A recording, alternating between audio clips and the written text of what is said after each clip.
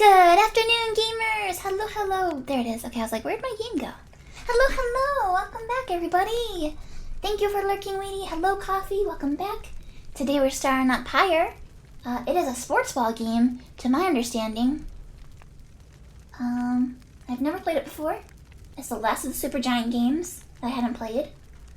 I think it's kind of the one you hear the least about. I feel like you hear about Bastion, Hades, sometimes Transistor. You don't really hear about Pyre. But we're gonna go into it with an open mind. Even though we don't like sports games. Maybe this will be, different.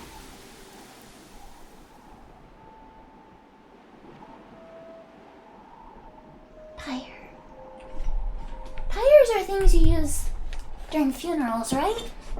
Or can you have a pyre without a funeral?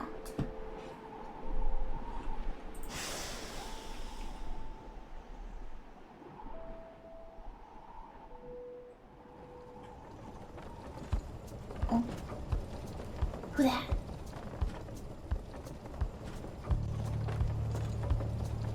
Oh, it's a caravan. It's a wagon. Well, not a caravan, it's a wagon. A caravan is when you have a bunch of wagons.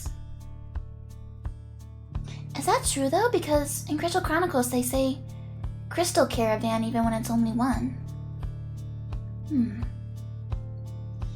Your days in the downside brought slow, lonesome agony. Now as you lie yielding to the elements, something rumbles into view. 3 shapes emerge, each clad in a strange attire. Ooh, well this is nice. The downside is a vast purgatory into which the Commonwealth casts its convicts and its enemies. It's basically Australia. None have been known to return from the Forsaken Land. Well, this is definitely Australia.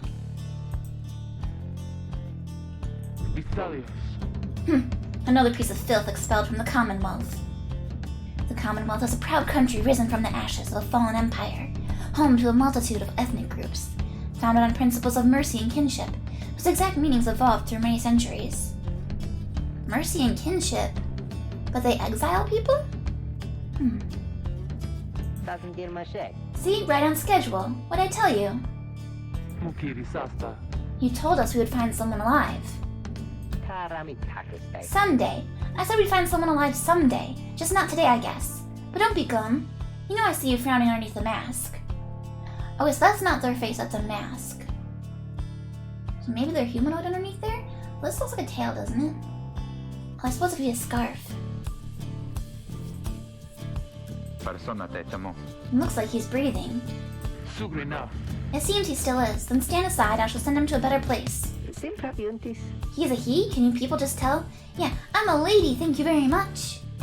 Hang on, the markings on his rags, I think he's one of them. But look at him. He's beyond our help, and we are beyond his. Broken, shaking, starving, probably diseased. Yeah, good luck with that there, chum. See you back at the wagon. Indeed, the days grow dim. You have at best an hour. Understood, I won't be long. After the others leave, the man turns toward you and begins unfastening his mask. Oh, so they are humans, indeed. Hello, my friend. Don't care who you are or what you did, none of that matters anymore. All of us, we're equal nothings here. You are parched and he gives you a drink. You ache and he binds your wounds. You hunger and he gives you food. Little by little it helps. There, turns out you're tougher than you look. Name's Hedwin, now come on. He's one of the 3 masked wanderers who found you clinging to life in the downside. He is my best friend now.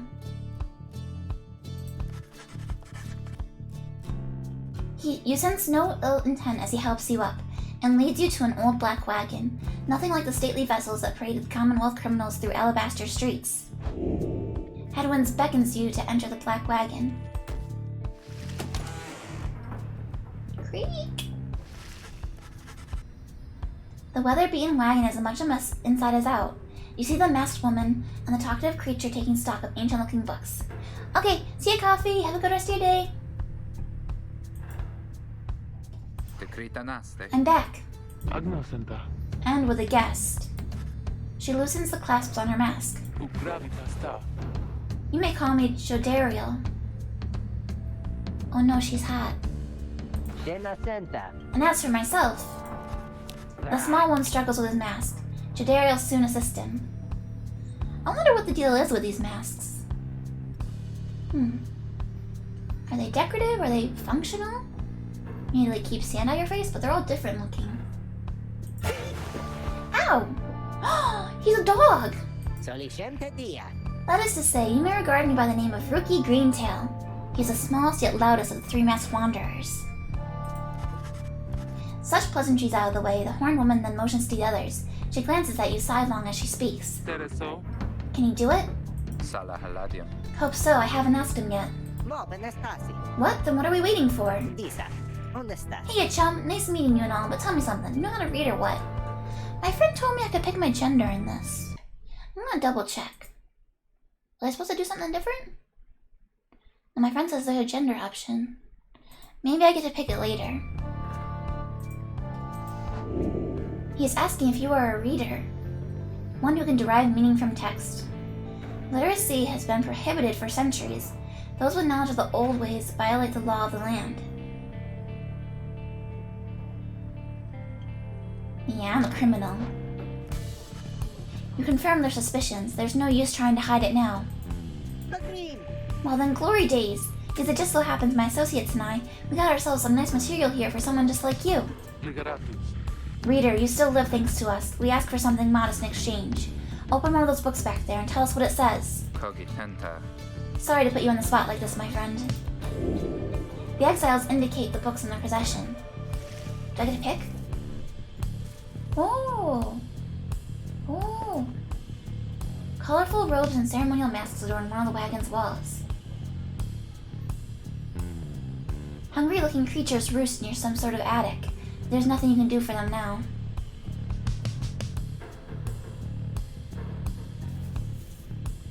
A symbol of some sort is set into the wagon's floorboards. You cannot sense its purpose. Beyond them lies the boundless downside. Even if you could run, you would not get far.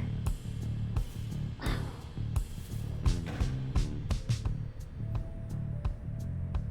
The Black Wagon's common room must be back there, though you do not feel very welcome now. The rickety ladder likely leads to the wagon centrifuge. Judging by the gibbering, is that how you say it? Creatures up there. Strange book. One of several such heavy, ominous volumes. The exiles you met seem very interested in them. You pick up one of the old and heavy volumes, bound in materials you do not recognize. A formal welcome undersigned by the 8 scribes. You, dear reader, are an exile of the downside, such as we, the 8 who wrote the Book of Rites. That you possess it and have capacity to glean its words is testament enough to your potential. Thus we reveal a path from this forsaken place to freedom, a homecoming in glory. The stars themselves shall be your guide. Ere the turning of the year's first it's hard to read sometimes. Oh, for a clearer look. Oh. Ere the turning of the year's first solstice, seek the nearest longitude beneath the brightest of 8 as they align as shown. Arrive as a triumvirate, clad in the raiments of the rites, bearing this book. Oblige the voice that tells you more. I see.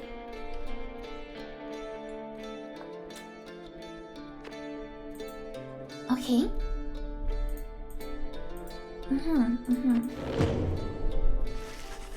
The book describes a complicated method through which exiles can return to the Commonwealth. The words swimming through your mind as Headwind gets your attention. Well, friend, what does it say? But then your vision starts to fade and blur. You feel your body weaken and give out. When do I get to join a basketball team?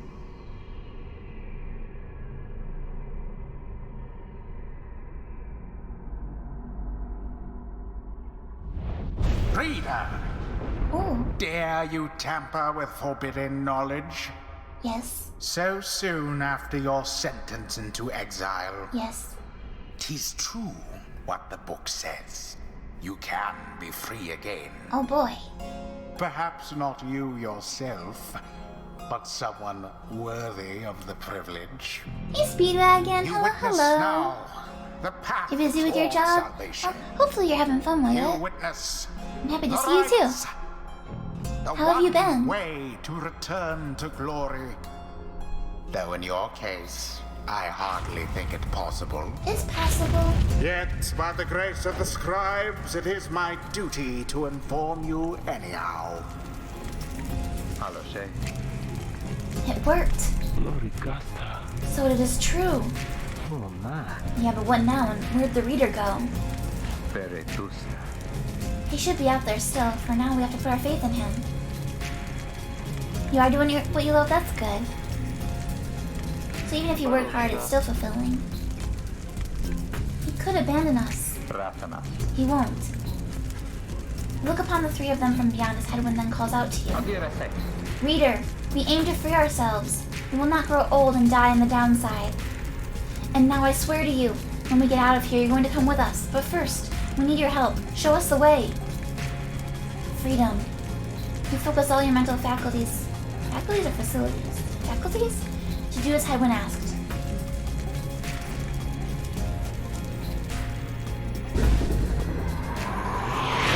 A celestial orb falls from the heavens when the time is nigh. Celestial!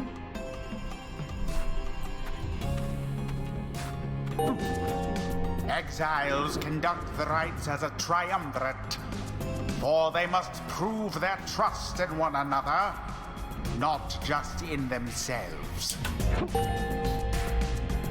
Wow.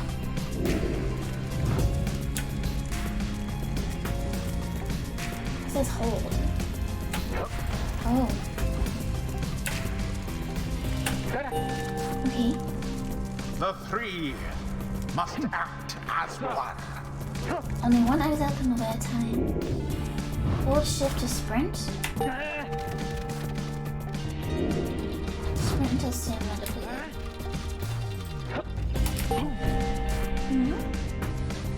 Now plunge into the pyre with the orb and be purified.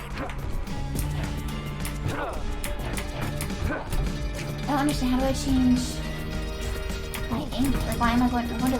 Yes, the exiled Jodariel has the way of it. Whoever steps into the flame is banished Banished? for a time. Oh, goodness. His or her cohorts must make do on their own. So it's the goal to banish all three But of it them? is not so simple. In the rites, you shall face adversaries whose own freedom is at stake. Beware the aura that surrounds them, as they shall beware yours. Oh. The aura is your wrongdoing. Accept it My as a wrongdoing. part of you. So does that mean that person did more wrong because they have a bigger aura? Cast your aura like a stone. Correctly done. Okay. Banish the remaining adversaries. Again, They have a little pet just too. so. Maybe each team has a A mascot. glorious performance, I admit. Oh, glorious! More than I expected natural. from the likes of you. They soon Grasp return. the orb once more. The orb absorbs the aura. Then the orb quenches the You flame. lose your aura when you have the aura. Oh! Now I say jump. Leap with all your strength. Not quite. What? Oh, I Lost see. sails the orb into the waiting flame. Jodariel has returned. Now snuff out the adversary's pyre whilst yours Snuff? yet burns.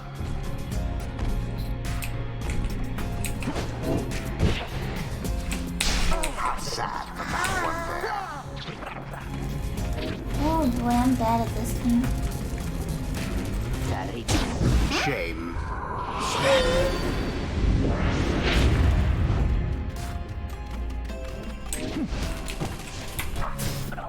A deftly Got him. thwarted drive.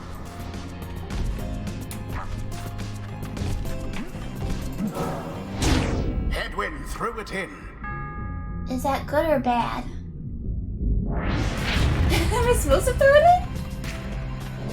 in? The orb.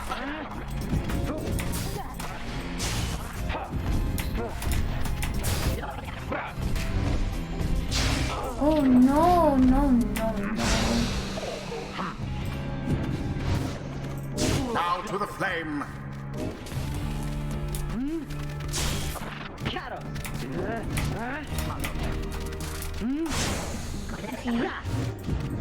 They come back pretty quickly. Oh, excuse me. Plunged into their fire. So like every time I go into their pyre with something, I think I lower their health? The pyre?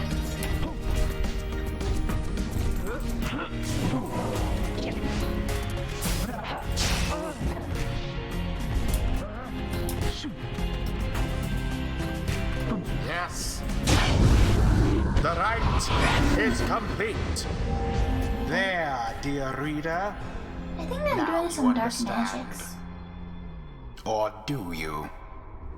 This was but a glimpse of that which lies ahead. I would tell you to turn back, cast down your hope. But all those such as you never listen. It's true. During the rites, only one exile on each side is permitted to move at any given time. The three must act as one. How do I swap between them? I wonder. The others are still picking themselves up as you awaken. Well, that was something. That was our way out. So now we just follow the stars, or what? Supposedly. Reader, come, let us regard the night.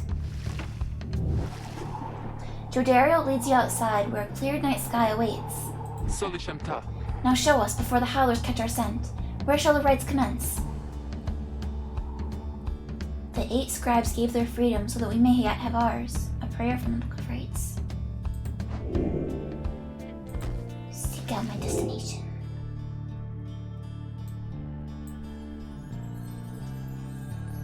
Capriest, the Olden Star, star of the moon stag hunter. Those born under are ambitious, yet also discontented. Scorpus, the Olden Star. The old cutter, those born under are wiser than most.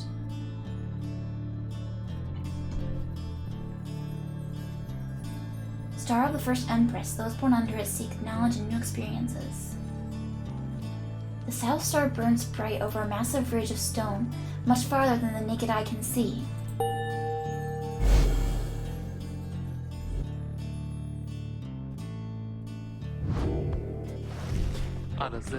200 leagues due east, the Ridge of Gold. The fossil remains of the serpent titan slain by Golathanian, yet loom over those living in its shadow. Concilia. Great, and we're supposed to be there when exactly? Very soon, according to the stars. You should be able to arrive in time if you make haste. Then we'd best get started.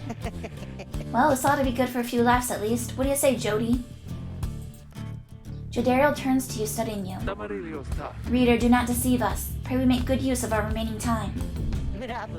What she means is, glad to have you aboard, chum. We're counting on you, my friend, to see you inside. Freedom. The rites are the key. It's a lot to take in. Your fellow exiles await you in the wagon. I want to make sure I didn't miss picking my gender. Pyre, pick gender.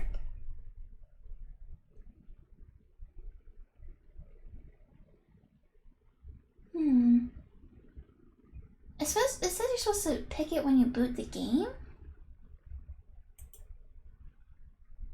Someone posted on Reddit, somehow mischoosing reader's gender. Oh! The initial trio calls you, it uses a pronoun, but if you mouse over it, you can change it? What? That's unintuitive. Someone also says in the settings? Options? There we go. Okay. Okay. I'm getting tired of being called a boy.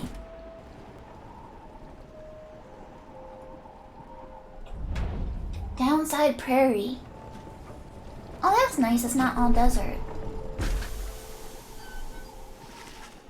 You arrive in Downside Prairie, where the road ahead is forked. There's a lack of consensus about which way to proceed. It only gets less hospitable as you press further north in the prairie. I'm telling you, we ought to take the northern pass. Got an associate holed up in Hollow Root I've got to pay a visit to besides. Hollow Root is the northern route to the Bridge of Gold, going through a small exile encampment. Huh? Oh, thank you for the read! Goo, welcome, readers, welcome, welcome. Leonardo, I love your username, I think it's so funny. How was your karaoke going, Goo? I had to miss the last couple. I'll give a shout out for Goo. Goo, Relina Pumpkin. Yay. But thank you for the read. Thank you. Welcome, everybody. I'm Fangy. I'm a shape-shifting cryptid, and today we're playing Pyre.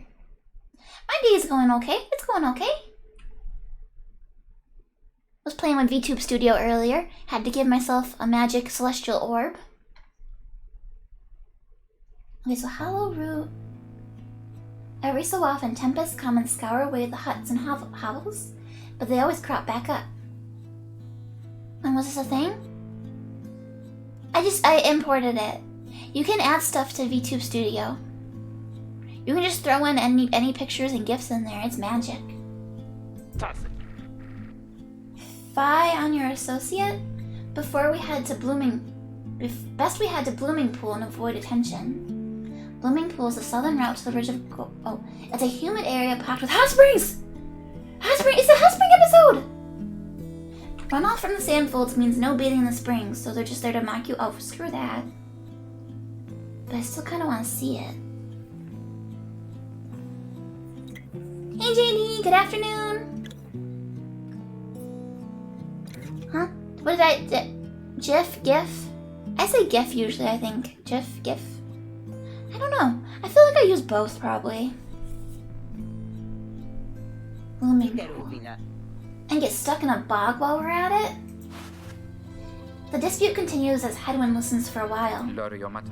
What if the reader settled this? She marks the way, we get us there. If these rites are meant to test our faith, then we'd best learn to trust the reader's instincts on our path.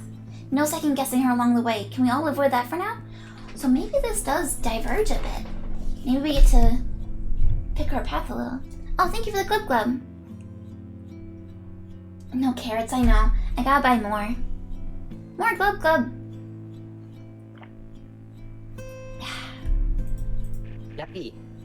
Yeah, sure. If necessary. Then it's settled. Just point the way, my friend. The stars guide us through you. You may now choose a route toward your goal at certain junctures. Hollow Root. Small exile encampment. Rookie knows someone here who owes him. Humid area packed with hot springs. Jodario thinks she can find a rare flora here. It's pink! Pink hot springs!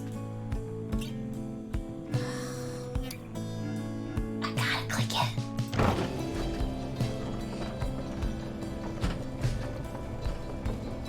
I'm going in. Jodario offers to show you around Blooming Pool after she notices you staring at the bogs and vegetation near the wagon. Soon something catches her eye. Observe, this shall pay for half of our trip. You found a black bloom, it's quite valuable. It can be sold at the slug market? Blossoms at specific times, while bitter at first, a taste of the black bloom makes the pain go away. I have items in this game?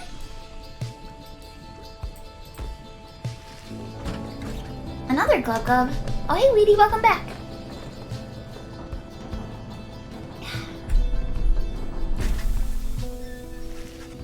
The black wagon grinds to a stop at the base of the Ridge of Gold. The others ask you to assist with making preparations for nightfall and the commencement of the rite. It reminds you of Hades? Well, it's by the same company, Goo. Commence the rite. Interact to check inside. I'm gonna talk to my girlfriend. She seems to have something on her mind. Reader, Greentail here was just complaining about how you opted to not take us up to Hollow Root.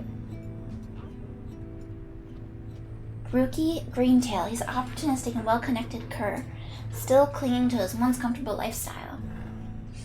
Oh, he's got a mustache, I didn't realize that. He is fancy. What, and violate our anti-second guessing pact? Nah, I was only saying how our sister's gonna have to keep on making the tough calls. Besides, just making sure we got something to pawn off at the next slug market we find. Commonwealth contraband sometimes finds its way to the downside, where it's traded and sold. And we have. Now let us focus on the task at hand. We've reached our destination, and have much left to prepare before tonight. The two of them soon go about rummaging through the remnants, and the books strewn about the wagon, leading you to your own devices. Yeah, people go really crazy for Bastion. I'm a Transistor fan, though. I feel like Hades is number 1. I feel like that's kind of hard to argue against. But Transistor, number 2, is good shit. I really like the combat in Transistor. Hey Alice, hello, hello. This is my celestial orb, and I play sports with it. A Greentail family portrait. A reasonable likeness of a younger Rookie with his mother and uncle. Rookie's status nearby. So maybe I can only look at it when he's not here? Drive in. Creatures such as this must have been bred to push the black wagon along. Interact to view the roster.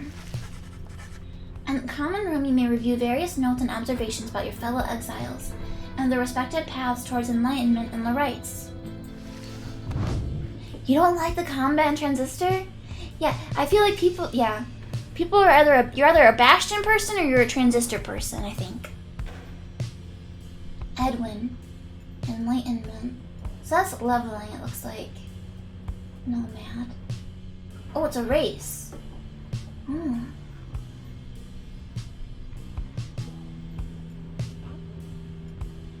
Glory? That's your damage dealing. Presence is your aura size. Speed. Duration of banishment. Oh. Masteries. Inventory. I hope they explain everything when it comes up. You like both? That's fair. Yeah, I don't dislike any of the Supergiant games. I just like some more than others. Here you go, buddy. You can have a flower. Oh, never mind. Just kidding. You can't have a flower. I'm sorry. I'm taking it back. So hello, Spiky Dino Star. Hello. How are you today? Past Outrider? Those who served on the Black Border were taught to always watch the skies. Astral sign unknown. Crime. I get to find out people's crimes! Motive 2? Crime motive years exiled. Oh, exciting. Oh. He's the one who nursed me back from the brink. He wears a bronze clasp identical to that of Jodario. The two of them may have met before their exile. Oh. So this is kind of like Transistor in a way. Well, and also Hades, where you're kind of finding out more about the NPCs. Probably as we level them up. Jodario.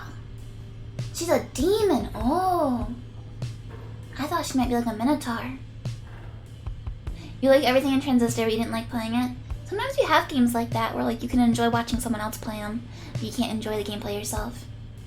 You gotta cram a week's worth of school in 2 days for con. Uh-oh. Well, I hope you enjoy the con and good luck with the cramming.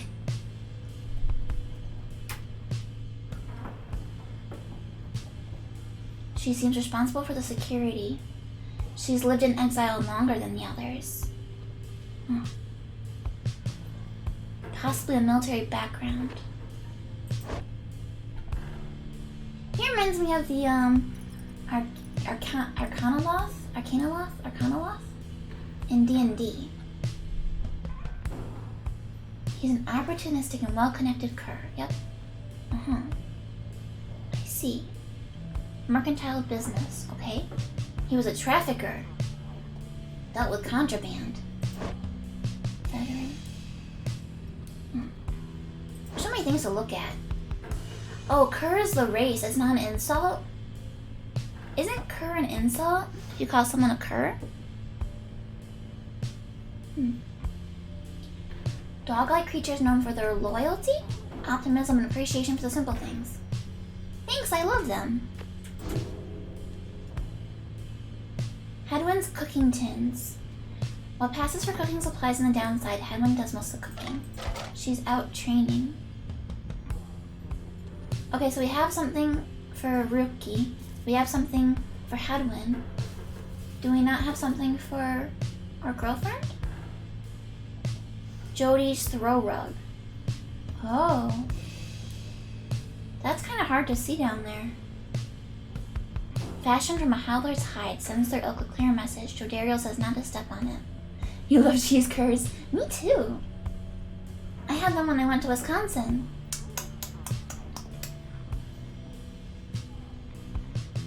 Alright. It's a mongrel dog. Okay, so it does mean... Okay. I see. So it is an insult and you're basically calling someone a dog. Alright, I'm gonna do it. As darkness falls, your fellow exiles stand together, clad in the raiments? Oh, the rites. The preparations are set, however, everything is still in calm. Soon they grow restless. Keep telling you there's nothing here. What a bunch of idiots we are. If we traveled all this way for nothing. I don't think we did. Look up. Dun dun dun dun. That's pretty. Dun dun dun dun dun.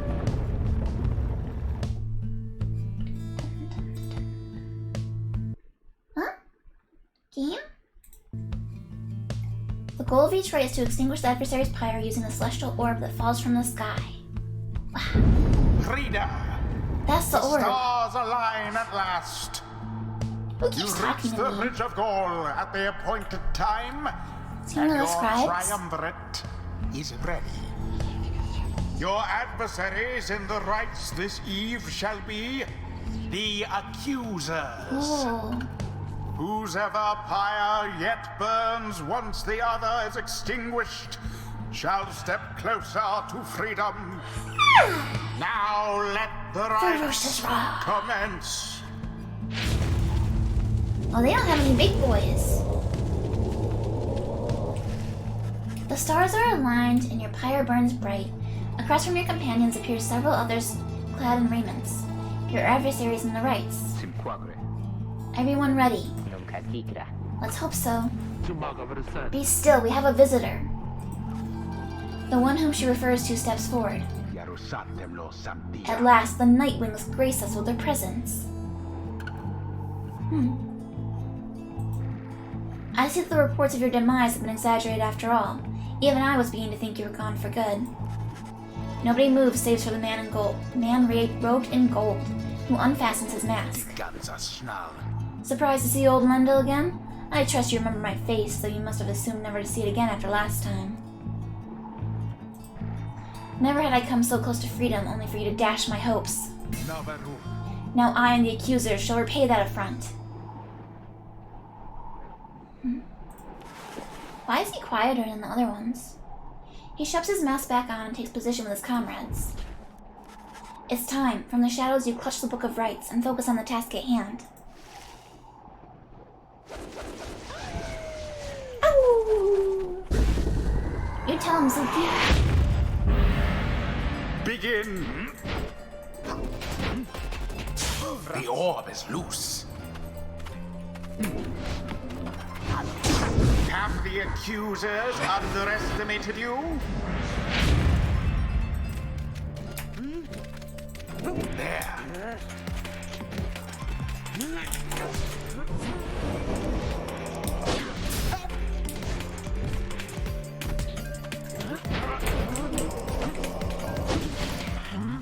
Woe is you. Don't you woe me. Magnificent! Magnificent! No, I shall not accept defeat from you again. Hear me, accusers. Stand your ground. Let your auras boil in rage. It seems that you have flustered the accusers. We're getting there, but they've hunkered down. Fine, then we shall disrupt their formation.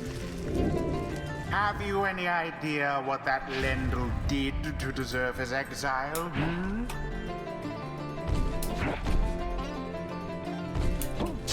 Oh, I thought my aura would be bigger than his.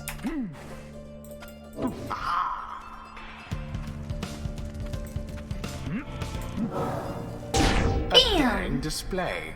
Oh, so Flinging daring. the orb into the flames like that. You elude banishment using such tricks. If I were that one, I'd be rather angry.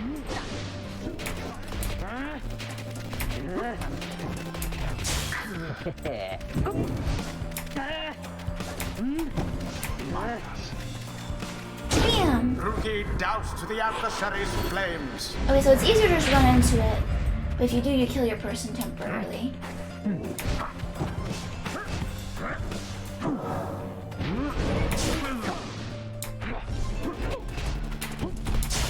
Somebody get the orb.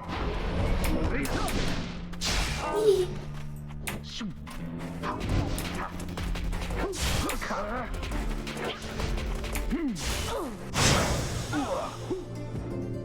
Hmm? Oh, I see.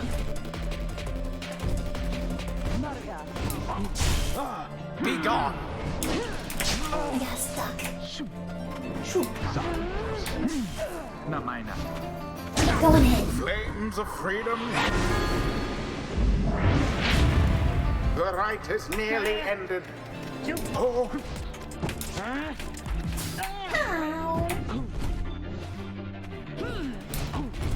Gonna get ya. Gonna get ya. Gonna get ya. Get in there, get in there. and it is done. It is done. Oh, You have prevailed. I'm so good at sports. Rejoice then in your single fleeting victory. Single. Fleeting. Hey, Alcidian. Good evening. Guron Salashe. How are you doing today? Your deceit may have earned you a hollow victory, but know this. The accusers will not forget your wickedness, and when next we meet, you will rue the day. Bask now in the wisdom of the scribes. So wise. The exiled Jodariel has gained enlightenment. Oh. You want a Only the holiday? enlightened You want can holidays? regain their freedom. When's your next holiday? We've withstood worse nights than these, though few is strange. Choose a mastery. Strength? Should recover stamina after banishing an adversary. That could be nice.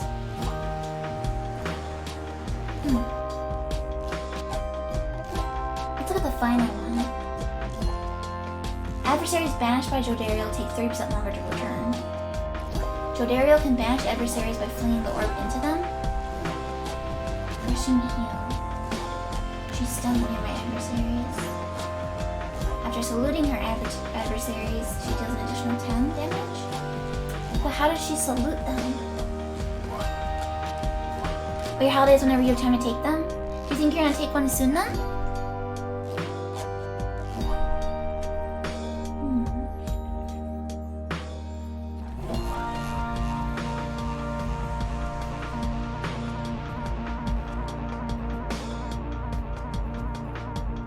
The demon scribe bestows I'm his using some favor. of these.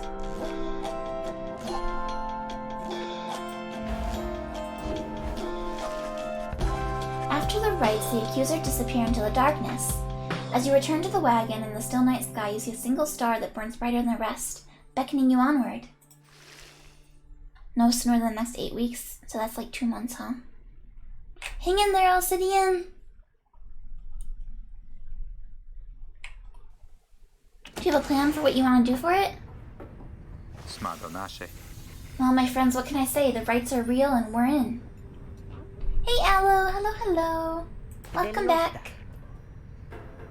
The Getting Out of Here Club. Next up on the agenda, keep chasing stars until we're free. Until we are free.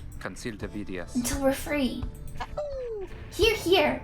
Sounds fine. Might as well be us instead of Lendl back there. Anyway, I guess we better start packing. As the others go about their business, Headwind turns to you.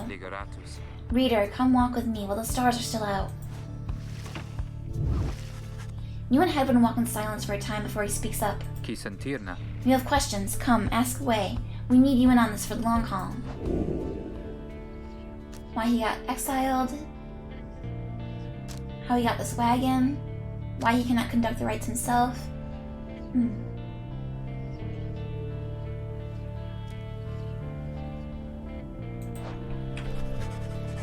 You ask Hedwin how he and his companions managed to come into possession of the Black Wagon and what happened to its former owners. He maintains eye contact and a smile. Good question, my friend. We're going to have a lot of time to discuss that and many other things. Make you a deal. Read the stars for us again and I'll tell you all about it on the way. You sense he speaks truly as he beckons towards the fading dark above.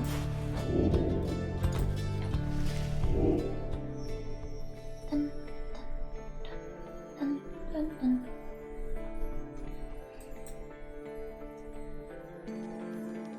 Jomir? The Dusk Star.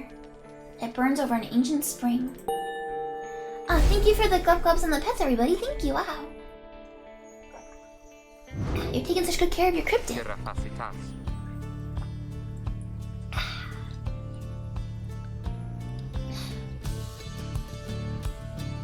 Okay. That's a long way north and west. We'll see if this old wagon's fit for it. Then he turns to the others. How's it going, Rookie? Imp's fed and wheels clean.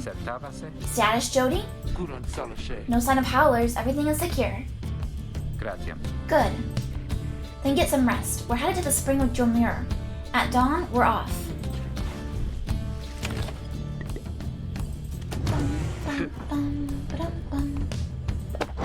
Does the book want to talk to me? Ooh. You know perhaps the thrice-cursed name of Solium Mur, the Emperor of Sar? The first exile in my liege.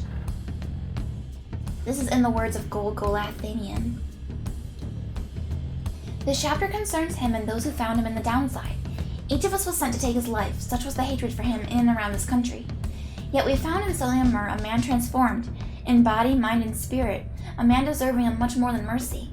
In time he named us all his scribes, and he became the eighth. It is my greatest honor now to share with you his deeds.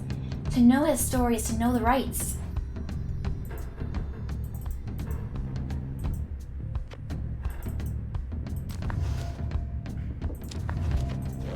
Okay. More glub, thank you. Woo! Woo! Reading! Woo! Rookie is sniffing the air. Jody is nearby. Where was the other guy again? Oh, his suit, yeah. He's having a quick meal. Okie dokie. Oh wait, I should talk to her, wait. I gotta talk to my girlfriend. You sensed Jodariel's steel gaze well before you turned to her. Reader, rummaging about the wagon once again. Tell me something now that you're here. Look at me. Are you afraid of me? I'm not afraid of her. You consider the question. You've never met someone like her, but you do know something of what happens to those who remain in the downside for many years. Jodariel wishes to know if you fear her. Deny feeling that way. You tell her that, although you do not yet know each other very well, you do not fear her. On the contrary, you feel safer in her presence. Truly. In that case, I have much work left to do. You shall fear me yet, if you survive this place. Now then, I shall go make my rounds. She walks away, and you feel the floor of the wagon shake with her step. Jodariel gains a +1 hope for the next rite. Huh. Interesting. She wants me to fear her?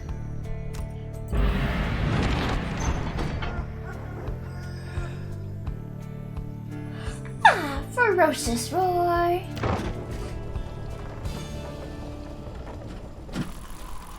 Wagon, is that a good idea?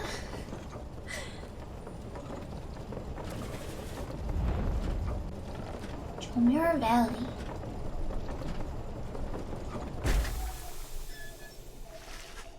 The climate here in Jomir Valley is hot and uncomfortable. On top of that, we have a stowaway. Home? We can go home? She must have latched onto the undercarriage as you crossed the ridge. Her manner is odd, though you sense she means no harm. She must have overheard some of your fellow exiles' conversations. Snap. You need but say the word, Hedwyn. Oh, come on, you can't be serious, Jody. She's just some kid who managed to climb aboard our wagon undetected, but still. Do it, Jody. Jodario approaches the girl and looms over her. Listen to me, girl. We cannot guarantee that we shall get you home, or any one of us. But at present we have room for you and adequate provisions. You may accompany us for the time. Jodario leaves without awaiting a response, presumably to make room in the wagon for your new guest. The stowaways overjoyed at this. Really? You are so kind. You are most kind to someone you just met like me. May the 8 scribes smile upon you all. She claps her hands, bursts into laughter, and performs some sort of dance. Ruki stares at all of this and leans in close to Hedwyn. Hey, so what gives? First the reader, and now we're taking her along? What, we gonna take in every mite-bitten drive imp we find now too? Easy, Ruki. I think he'd want for us to bring this one along. Who, Sandalwood? I thought you said he asked me to find someone to fit in every type of mask. Near as I can tell, yours would fit her just fine. It's a mysterious informant. He asks that we use our best judgment. Besides, we send her away, she'll go telling on what she finds about us. We can't take that risk right now. So, I can come in? It's very hot, and I'm a little thirsty and a little tired too. Yes, you're welcome here with us. One question though, what do we call you? Well, this is embarrassing, I think, but I don't know for sure. It's just back home they called me lots of names, like for the color of my hair. They made fun of you just because you got gray hair? That's it, my name, it rhymes with gray. It's just, they called me lots of names. You sense the girl struggling to recollect a certain name she felt best suited her. You think that you can help the stowaway girl make peace with her name. May, Kay, Fay, Day, Ray, Shay, Zay. I'm gonna go with Faye.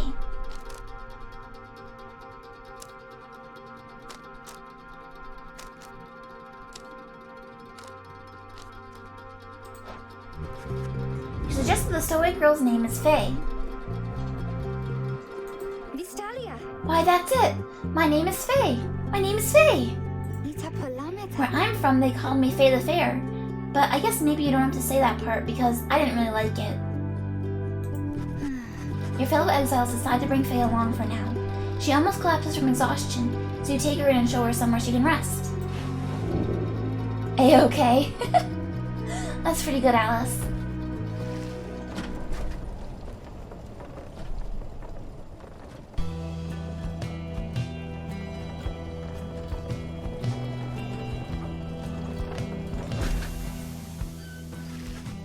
The black wagon arrives in the somewhat peaceful stretch of Jomira Valley.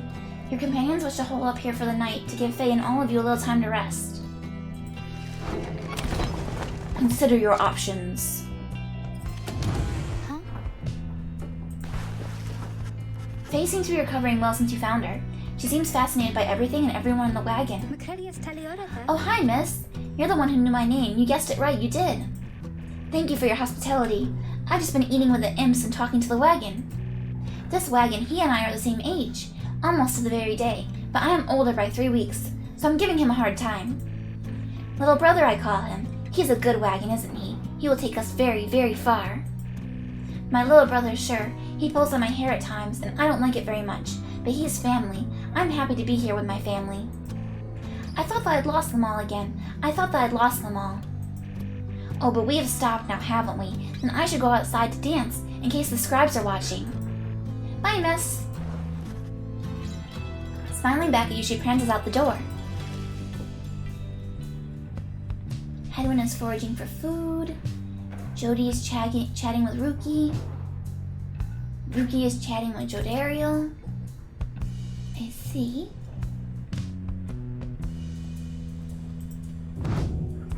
Is she in my party now? No, she's not in my party.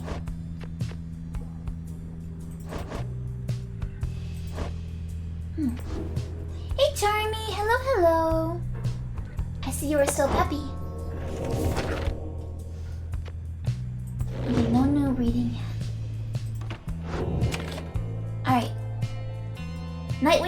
roll out. Your fellow exiles are taking a moment to unwind. Jodariel motions for you to join them. Best get used to your new life here, reader. We seldom get such moments of reprieve. Perhaps some further study of that book shall pass the time. You could join me for a little stroll if you're feeling up to it. Always something to be foraged around here. Or you could teach us more of what you know, prepare us for the next rite. In any case, we do what we can to stay busy. Keeps the sense of isolation well at bay. At certain junctures you may choose. Yep. Forage for resources. Study in private. It grants you small global bonuses. Or mentor a companion. Oh, Glub Glub and Full Moon. Ow, ow! Ow! Global bonus sounds nice. Or we mentor a specific companion.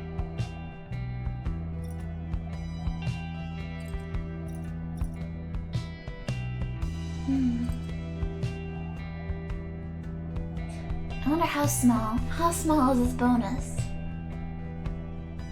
I'm gonna try it out. You find a relatively quiet clearing to study the Book of Rites with undivided attention. Through greater understanding comes the reader's influence. Does every team have a reader? Like, did the accusers have a reader? The old ways instead of the old ways?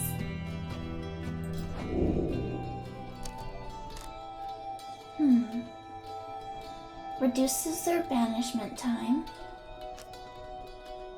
Makes them move faster. Increases the size of their aura.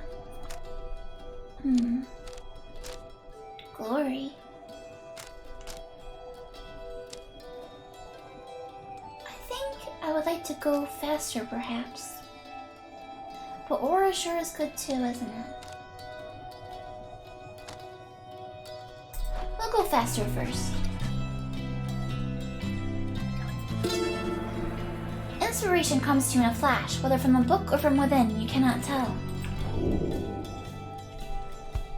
Celerity. Nice. I'm so good at reading books.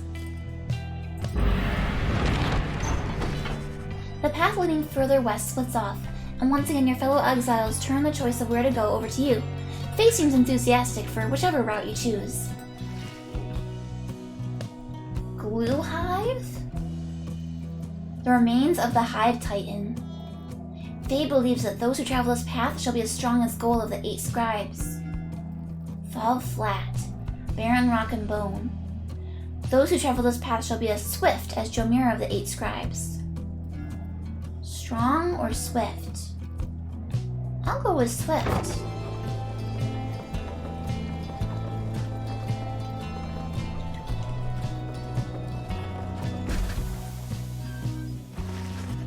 Faye is behaving stranger than usual as you traverse the stark badlands of the Fall Flat.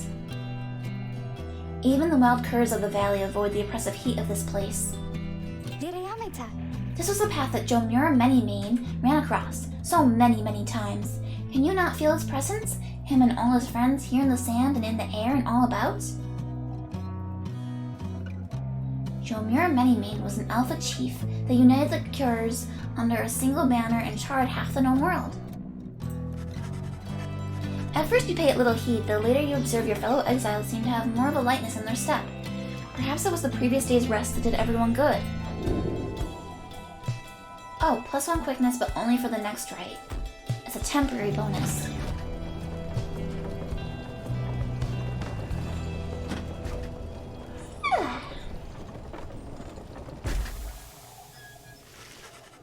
En route to the Spring of Jomir, you hear all about the roving slug market, which appears to be nearby. Ryuki insists you take a look after you settle in. The Spring of Jomir. That's where the next rite will be. The Alpha Chief hoped that bathing here would cure his ailments, but it only made him itch. Oh dear. That makes me a little less excited. Page revealed the last Emperor. Let's talk to our friends. Headwind motions for you to join him. While his manner is as easygoing as ever, you sense his contemplative mood. You are wondering about this wagon. It's a long story, but I'm going to keep it short. You last long enough in the downside, you start to hear a lot of crazy things. One of the crazy things I heard one day is that there's a group of exiles out there fighting one another for their freedom, under the stars while wearing masks and dresses. Everyone I was with just laughed, but something about the story stuck with me, and I started to do some digging. Got in touch with Jody, who I knew. She got in touch with Rookie. He knew who to ask, and it turned out I knew how to answer. That's when we got in touch with our contact, Sandalwood. We talked only through messengers, never met in person. I must have gained his trust. He told me to go searching in the sandfolds, gave an exact location, told me to bring my friends, and then he said to get a reader. The wagon was almost completely buried when we found it. The minstrel was out cold in the corner, just the way you saw him. The rest, you know. So the wagon isn't ours, the robes aren't ours, and I don't know who the Nightwings are. One day, maybe we'll meet up with the informant and learn more. But now you know as much as any of us do. So that's how we got here, how we met you anyway. I'll leave you to it. See you later on. He nods at you and heads out, leaving you there in the black wagon.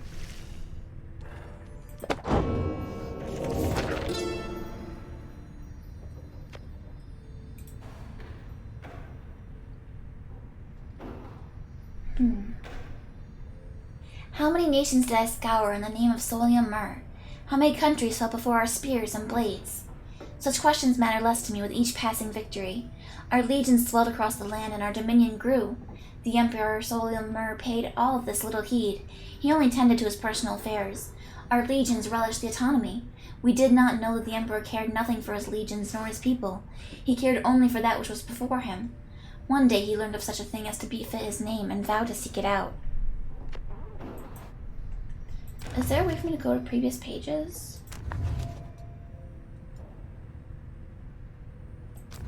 Oh, there we go. I see.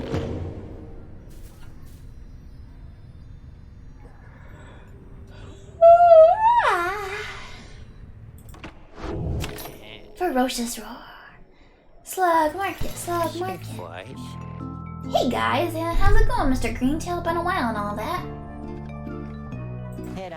Hey Ron, it's going.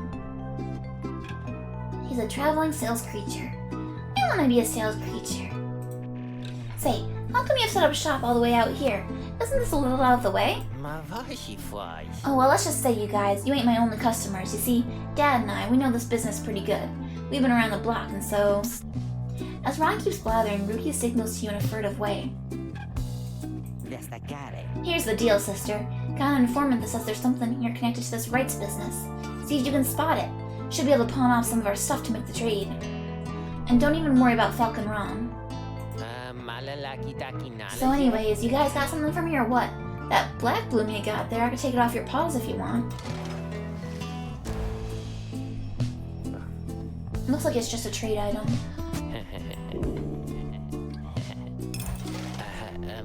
Hey, you know I'll take it, Mr. Greentail, though you drive a pretty hard bargain. Now you gonna take something off my hands here or what? A talisman. After being banished by an adversary, the bearer has a chance to return immediately. 30% chance? That's pretty high. Lunar glass. $200 dues. Oof. So I can really only afford one of them. I do not like his giggling.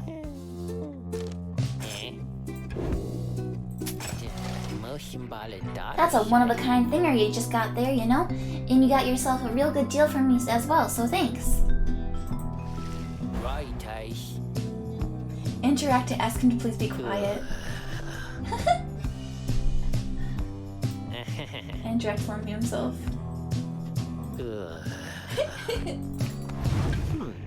Apparently any one of us bozos can get a little edge out of that thing during the rites.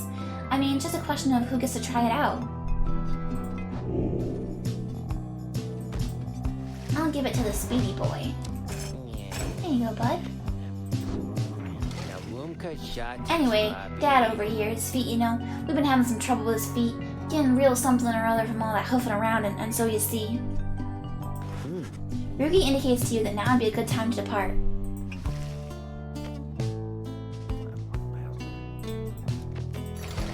See ya, Mr. Greentail, and your friend there too. I like her. She seems real nice, you know?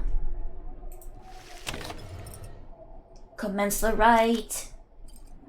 There's nothing else here, right? Yep. Let's go! As you complete preparations for the rites to commence, you notice Faye approaching. You notice too that she is wearing your companion's raiments. Raiments? I'm gonna Google it. Raiments. Pronunciation.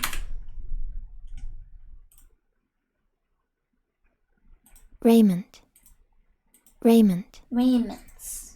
Thank you, Google.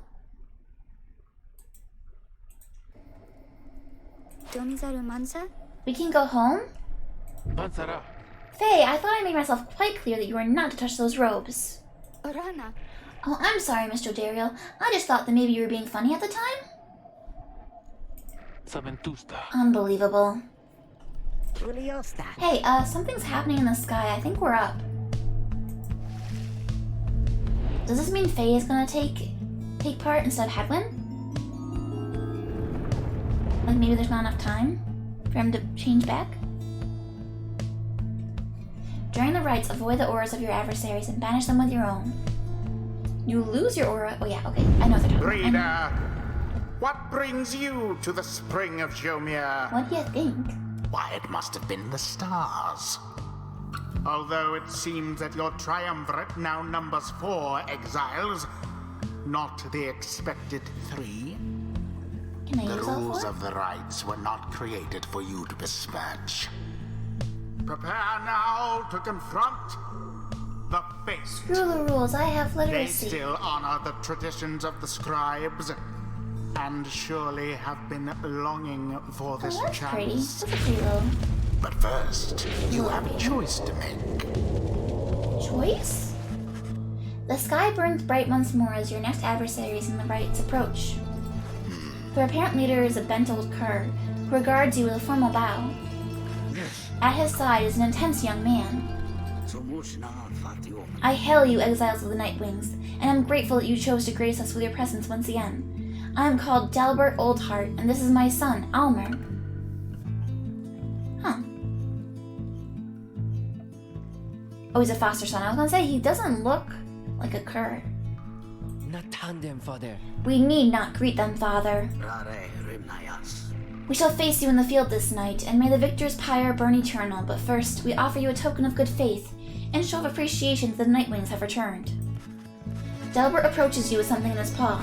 You sense his motives are sincere as he hands you a small talisman. Tailwind Crest. Grants the bearer +2 quickness. Wow.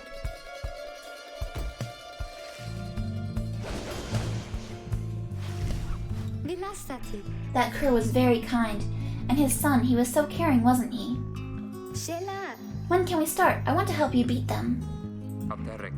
We need 3 of us exactly to conduct a rite, but we've got 4 now besides the reader. This ought to be her call. If someone has to stand aside this time, I volunteer. No volunteering, chum. It ought to be the reader's call, remember? Very well then, reader. Who shall it be? Henceforth, you shall choose 3 exiles to conduct each rite.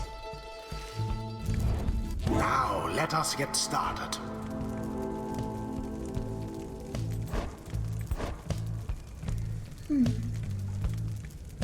Simple folk ostracized for their deficiencies or differences, even prior to their sentencing, also called the moon-touched.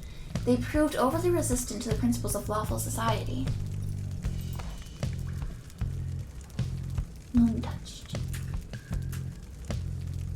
The Commonwealth never knew how to handle those that didn't fit into its mold. It said that those born under a wild moon oft led a charmed and troubled life.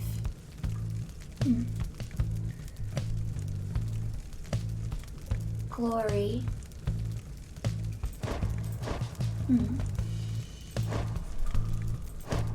Presence.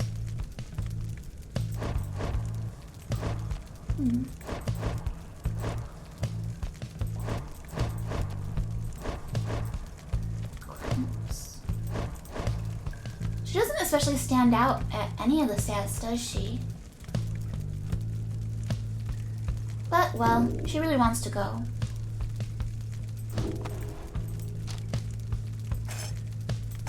We'll give her some zoomies. Faye! She seems like she would have zoomies. Oh, me? Thank you. Thank you for believing in me, because I think the scribes do too.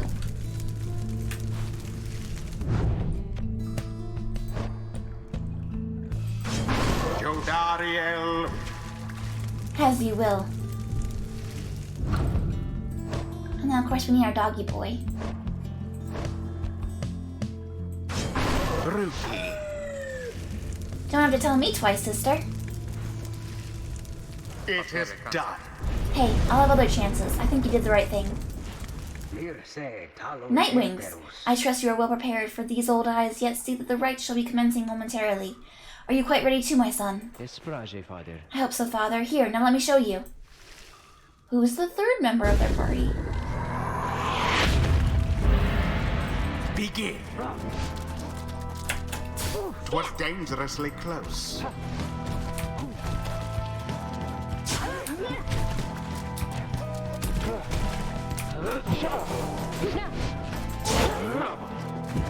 Oh, that was close. Oh, dang it.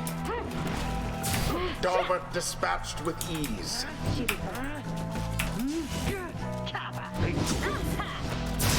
Oh, jeez Louise. Damn.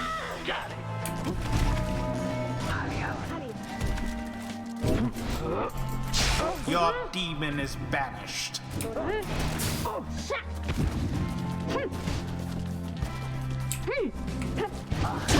The first dousing.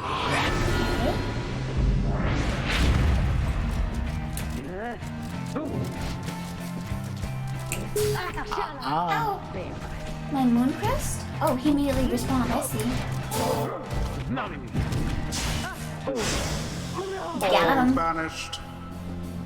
In the Bam! name of Solium Myrrh.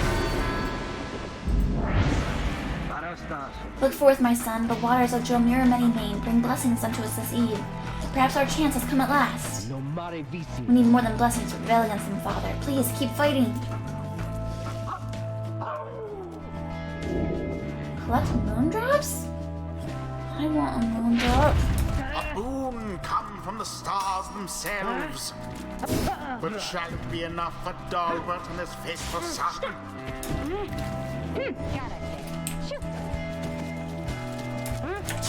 Almost.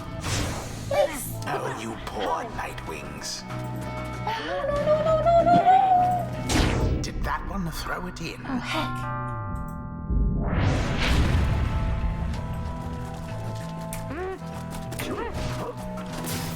Seize the orb.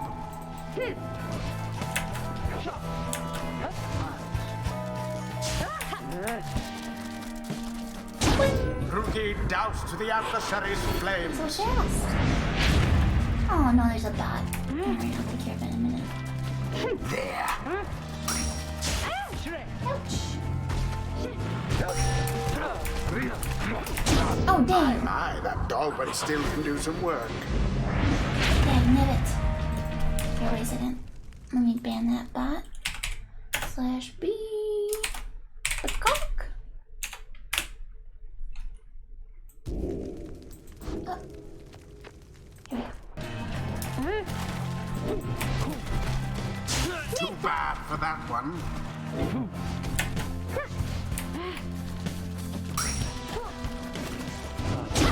Glory! Now end the ceremony.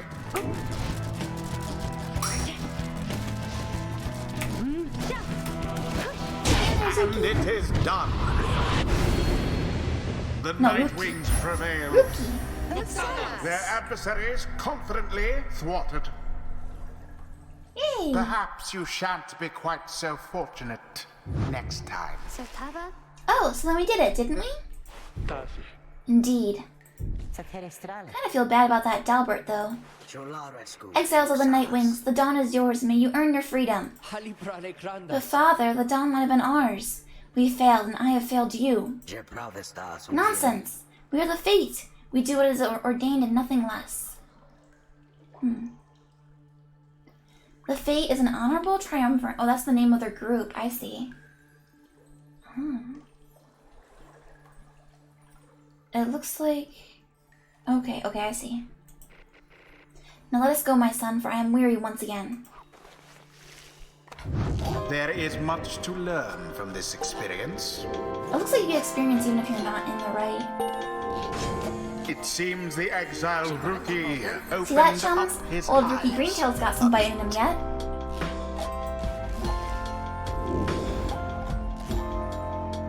Agility and fortune. Relentlessness and fervor. More damage. Ooh. I'm gonna go with the more damage one, I think, probably. Yeah. A blessing from the Alpha Chief himself.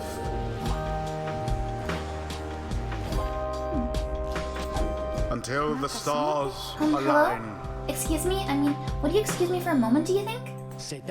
You're one of them. What do you want? Father needs me.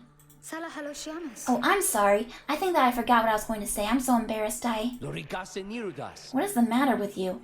It's against the rights for us to even speak like this. I did not know that, I don't think.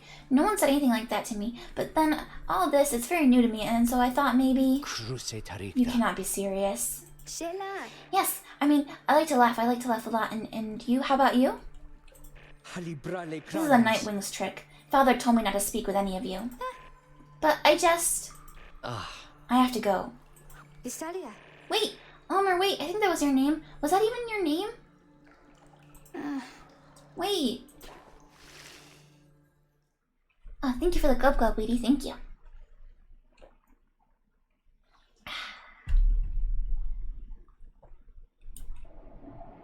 I like Faye. What is that? Oh, that's her... That's Faye's star thing. As you return to the wagon after triumphing over the fate, you notice Joe Daryl tense up and frown. Where did he go? Who? Wait. The sleeping guy? The minstrel. He's gone. You see, it is true. There's no trace of the lone minstrel, who'd been lying still in the corner of the wagon all this time. You join the others and search for him outside. You've learned nothing of the lone minstrel, other than what little Hadwin told you of how they found him with the wagon. You sense their concern as they scour the vicinity for him. Don't worry about the minstrel, my friend. You worry about the stars. Wherever they guide us, we're going. You gaze upon the stars once more.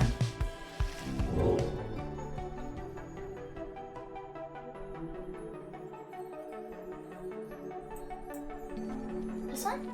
How the midnight star burns bright over the standing stones at the edge of flagging hands. Oh? Skeleman? Everyone, we're headed back east, all the way across the valley. Towards the cairn of Haub, then. Oh, cairn.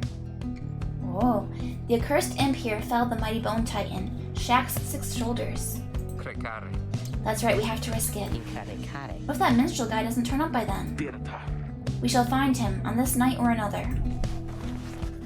They continue searching for some time, however the minstrel is nowhere to be found. Hadwin! After having overcame the fate rather soundly last night, you find Hadwin off on his own. You sense he wants to talk to you about your decision to exclude him from conducting the rite. I guess we'll have some tough choices to make before all this is over, my friend. Just been thinking about that. I'm glad you let the others go instead of me during the rite. I mean that. All the more since we succeeded. How does this work? If we have more people in our party, can only 3 of them go back to society? I don't know what's more intense, participating in the rite or just watching from the sidelines. Anyway, thank you for checking in. I'm off to go make sure we're ready to move. He departs to check on things outside. You sense that he has no misgivings about what transpired and is more concerned at present about the missing minstrel.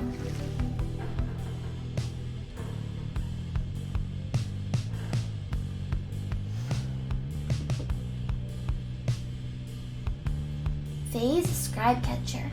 The bundle of sticks Faye insisted on hanging from the rafters. She believes it brings good fortune, and she's talking to the scribes currently.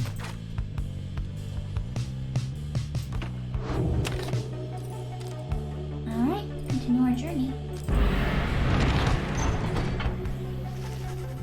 There is still no sign of the lone minstrel, although Jodariel tracks potential signs of movement east, the same way you were headed.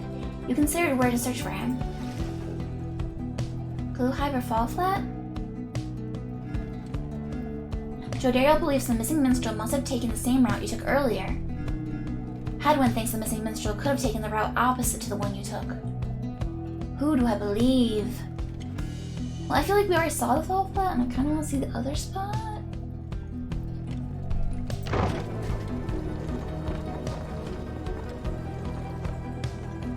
There's probably no wrong answer.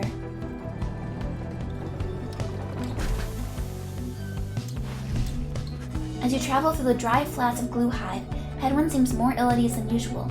There's no sign of the missing minstrel. The lifeless carapace of Biolanthius still looms over the western edge of the valley. Oh. Sorry about this, Jody. I had a hunch he might have come this way. Would that our hunches could be more dependable, but do not fear, we shall find him yet. Sounds like a hunch to me. More of a promise. You pick up bits and pieces of the minstrel's significance to your fellow exiles. He was there when they first discovered the Black Wagon, but they refused to say much more for now. I mean, it's likely he was the previous wagon's owner, so they probably feel indebted to him.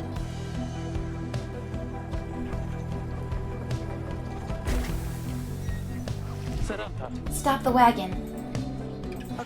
What? How come? Because of her. They're coming! They're coming for us! We have to be ready! We have to! Does she mean what I think she means? I believe so. Your fellow exiles scramble to prepare the wagon for whatever is out there. Once you help them settle in, perhaps you can learn more of their source of concern. Prepare for the night. What's all this hullabaloo? Brushing the imps?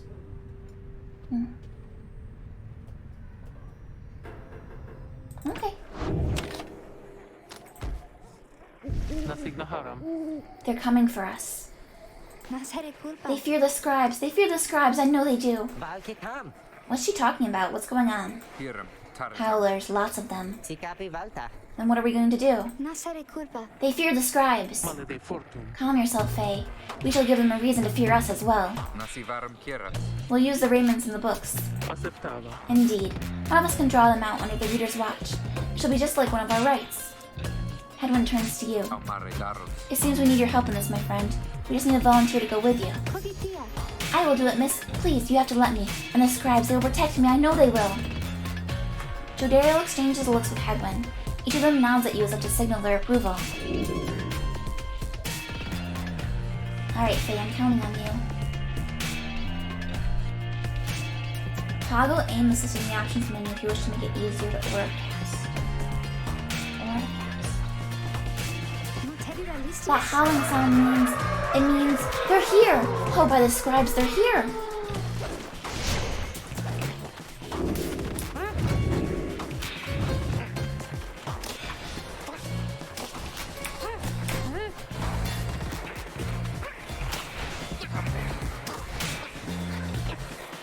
I don't need no aim assist. Release it when you flash. Power cast? I don't see anything flashing. Oh no. Back here.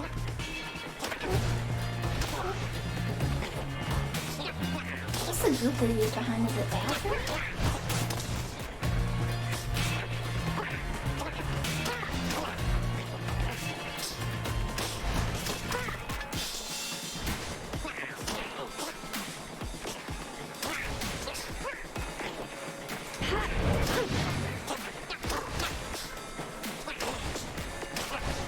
I just keep killing these guys?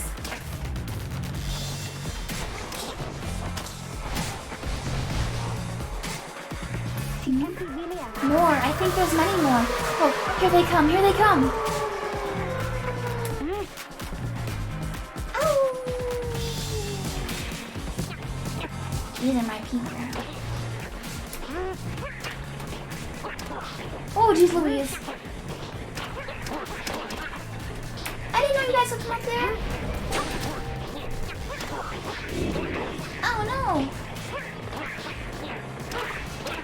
I'm supposed to banish them by broadcasting. Wait. Wait.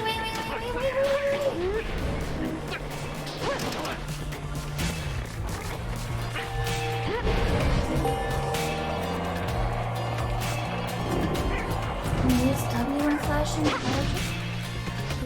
Is it over now at last? It is, I think it is. Oh, those poor and wretched beasts. Huh? Just then Faye spots something creeping toward her. Who? What? Free! I don't think I understood that tutorial. While holding the right button, release when you see a flash forecast. The howling subsides as your fellow exiles scramble out to check on Faye. You find her in one piece along with a familiar little face. Squeaky! Isn't he the best? Can we keep him? Squeehoo! You sense a depth of experience in this creature, at least judging by Drive M standards. In fact, you feel a connection to him. If you concentrate, perhaps you can derive some meaning from his calls and screeches. The Drive M seems both excited and frustrated by something. You sense some pattern in the Drive M screeches. He seems welcome of this. The Drive M seems to have history with your black wagon. You're beginning to understand him. The Drive Imp recognizes you as the new reader of the Nightwings, and he is pleased to meet you. The Drive Imp seems satisfied as having gone through to you, and you explain to your companions what little you've learned of him so far. No one argues against letting the creature come along. Inside the wagon, the other Drive Imps stare at him with something like reverence. I got a new pet!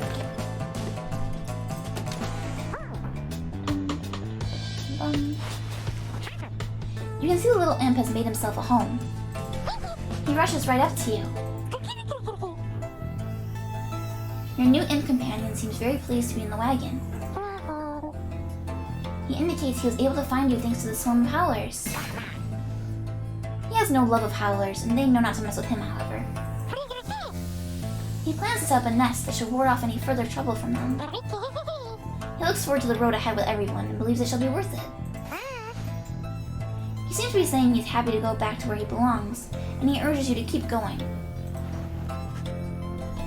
He bounds off towards his brethren settled in the wagon's rafters. I see.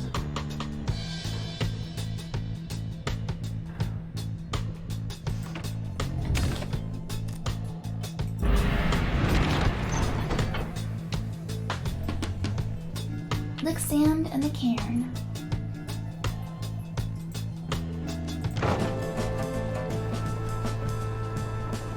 Please do not lick the sand. Heaven orders the wagon to a halt somewhere in the dry flats of Jomir Valley.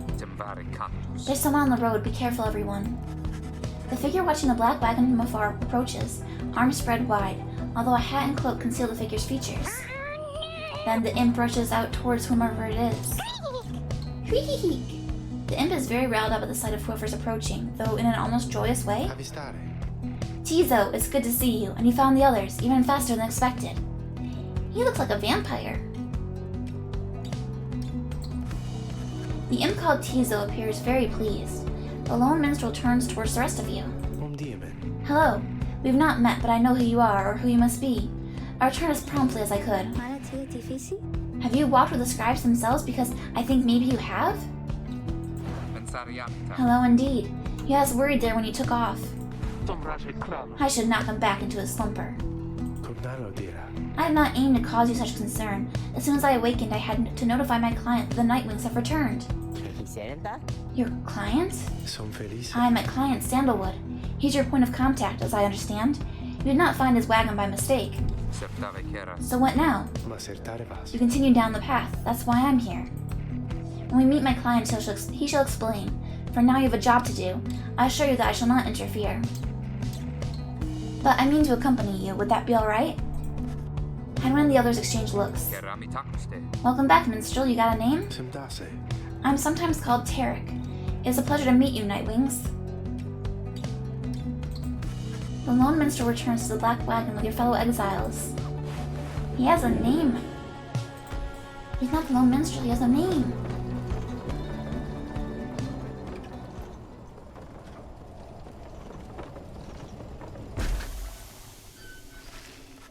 The cairn of Haub is a foreboding sight. It's here that the next rite is soon to commence. Ligaratus? Reader, if you have a moment, once we're settled on these grounds, I wish to speak with you in the wagon at your leisure.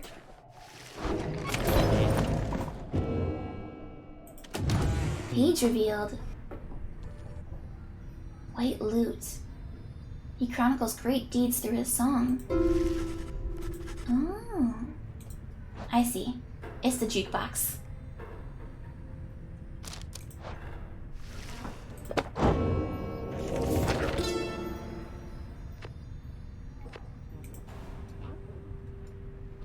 I knew it was a fool's errand, but my liege, he would not listen. He instead insisted to pursue a certain treasure, a celestial orb, freshly fallen from the heavens in the reaches of the downside.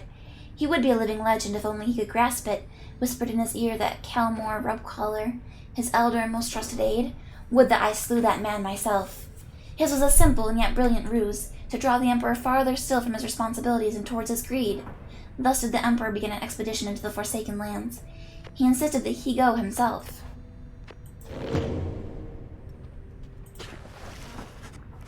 The lone minstrel seems to have situated himself in the wagon. He is very still, not unlike when he was sleeping. Audira Ligaratus. Reader, I shall keep this brief, as you shortly have a rite you must conduct. You have read something of the Book of Rites, which means that you may know something of my nature. On the contrary, you know not what he means, and he soon senses this.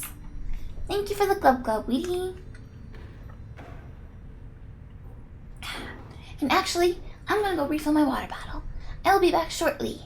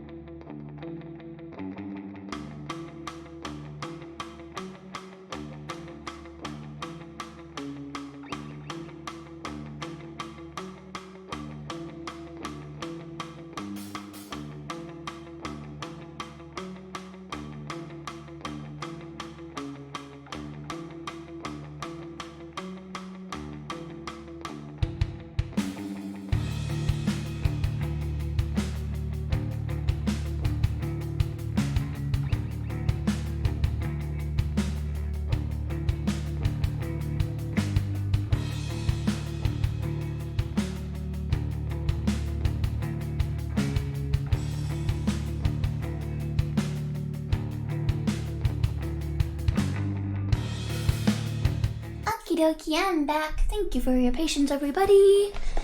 I got some more water, and I have a Gatorade. Because Fangy can have a sugar water as a treat. I stepped in the jam, I sure did, yep, silly me.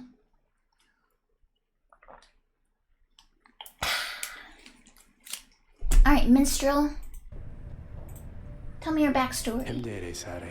Forgive me, for I spoke too soon. Suffice it, I have served the Nightwings for some time. Conduct the rites with glory, and you shall achieve what you seek. The lone minstrel nods farewell to you and steps away. I see.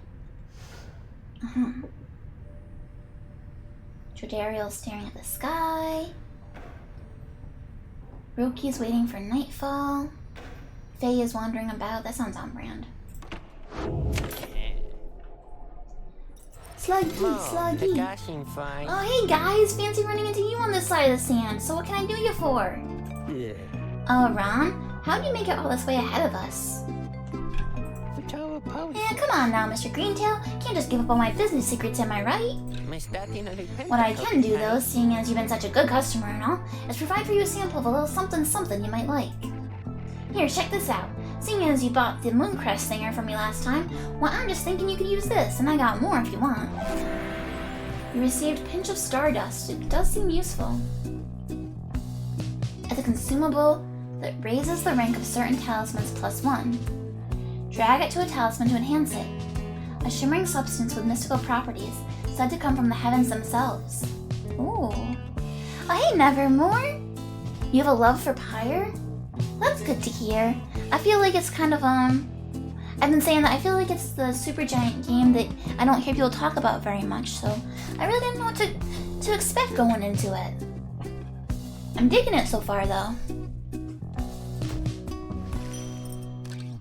Wow, my very own Stardust.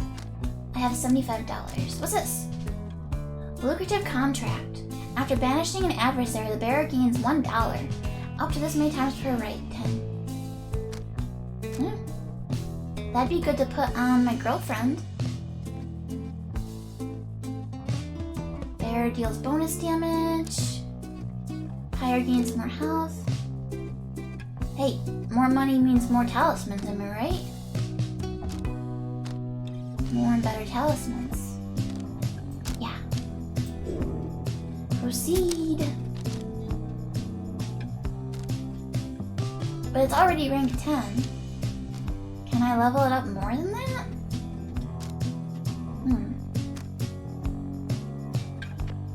Foster. Oh, I can. I can make it 11. We got the Mooncrest. 33. Oh.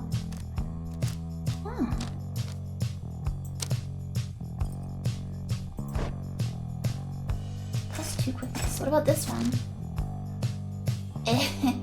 Stays the same. I wonder what the algorithm is for this one. Every 3, maybe? It gets +1, maybe?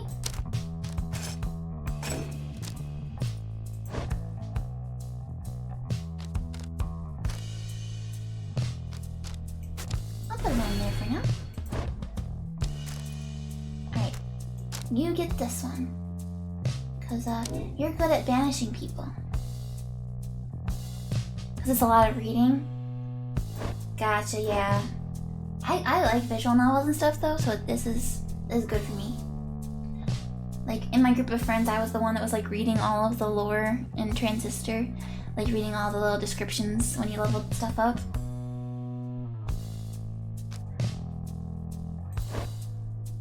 Here you go, Ruki, you can have this one.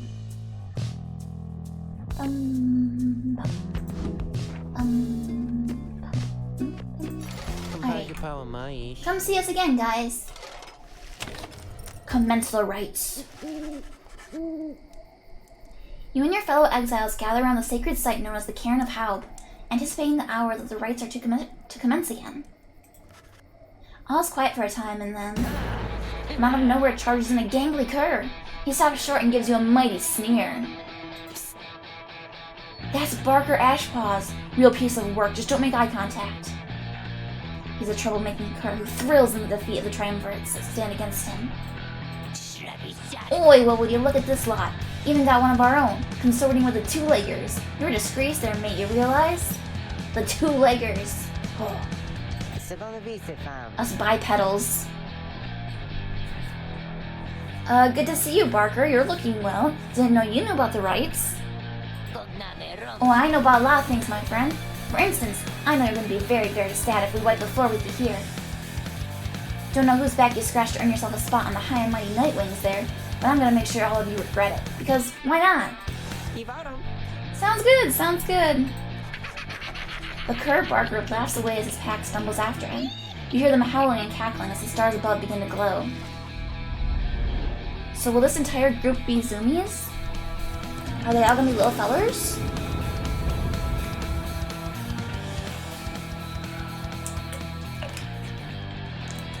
Are all little dudes fast? Welcome, dear reader, to the splendors of the accursed cairn of Ha'ub. You shall find the downside grows less pleasant from this point. But first, there's a tradition Oh, this to arena's uphold. pretty metal, huh? This time Oh, thank you for the stand Gold Glove, Jem. against the I'll say good dissidents. afternoon. Even now they hunger to defeat you. Perhaps not simply to regain their Root for freedom, Lurkin. but to deny you yours. As the stars shine down upon you, the pack of curs you stand against this night continue hooting and howling. Oi, come on, you lot, let's boil some blood! Then Rookie pulls you aside.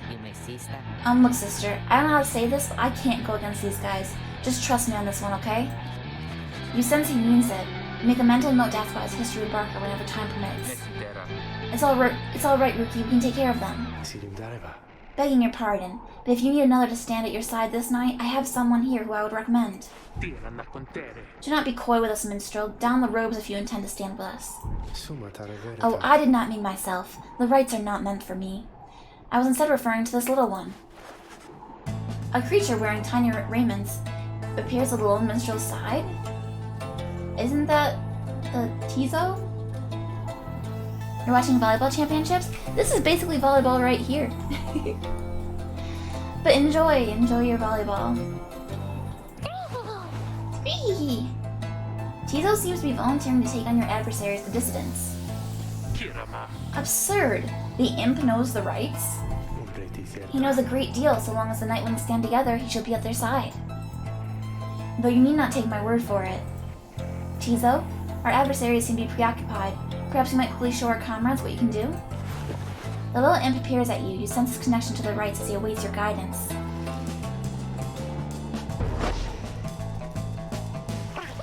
Scrahi! Tizo seems excited to demonstrate some of his favorite tricks. Reader, influencing Tizo may take some getting used to. He's inviting you to try.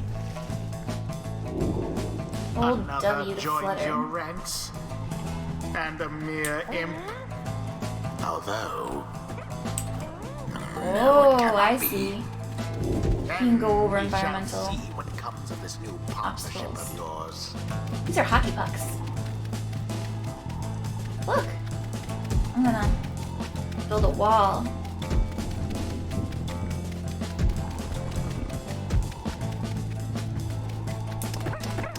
Zip, zip, zip, zip, zip. Implode? That's pretty cool. Tizo returns soon after imploding. Press T to proceed. This is T for taunt. Well done as ever, Tizo. Scrock! Tizo's happy. Well then, reader, who shall conduct the rites in the name of the Nightwings? Who shall conduct the rites?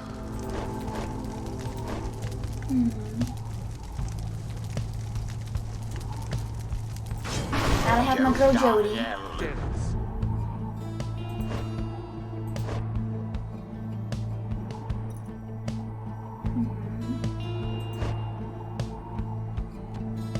Why not? Tizo.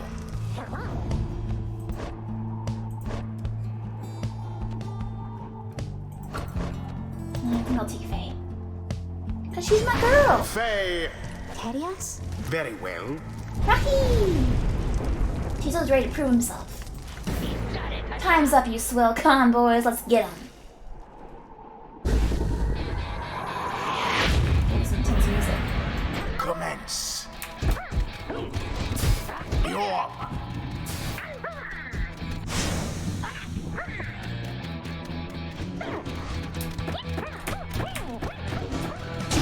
Glory to the Nightwings, first of all. Okay.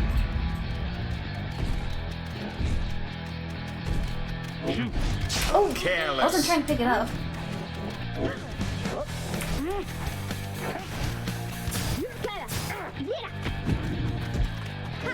My thumbs are so bad. Faye, douse the flame.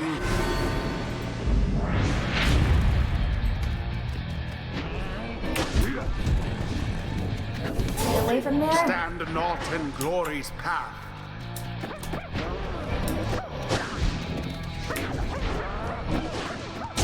Their pyre weakens. Dang.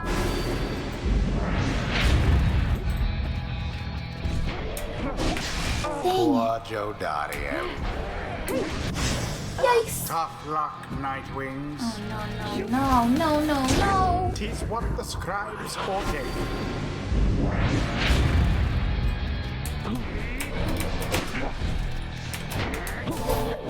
You have it! Such wherewithal. You stop, Jody. See, it's hard. Alright, you lot, that does it. No more fussing around, right? My boys and me, we're proper angry now. I thought proper was Australian lingo. I thought so. I think it means like really. They're going wild. Careful now. Your adversary Barker there seems rather fired up. Whatever shall you do against so Nice. fierce a foe? So fast. From burning flame to ash. You're in trouble. Alas for Dodariel.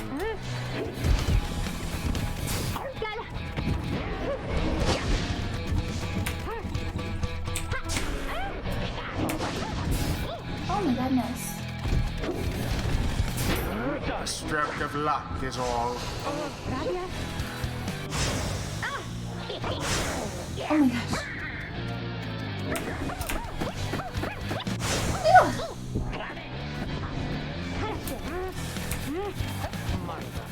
Oh, it's right over there. Frick. There it is.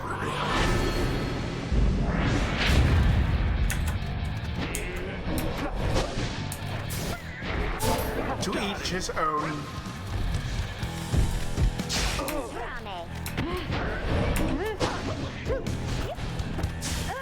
Yikes.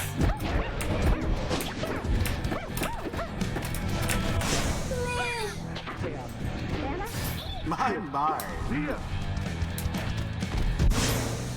One triumvirate stands unopposed. Oh, so close. And it is done. The Nightwings prevail yet again. Meanwhile, their adversaries wallow in defeat. Yes, wallow. Wallow.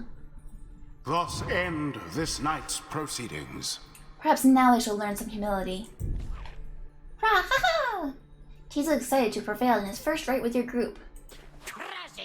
Well, well, I'll be a heaping ball of dung, but I just can't believe you shoddy lot showed us the what for like that. My boys and I will have to take you just a tad more serious next time. Till then, you just be sure to tell old Rookie Greentail that yours truly, he remembers everything, you hear? The rites do tend to teach something of trust.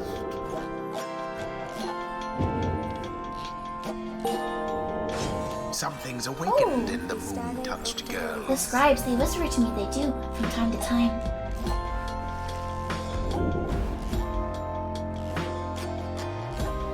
Aggression, deftness, and trickery. The charge up time is visual domain, that's nice.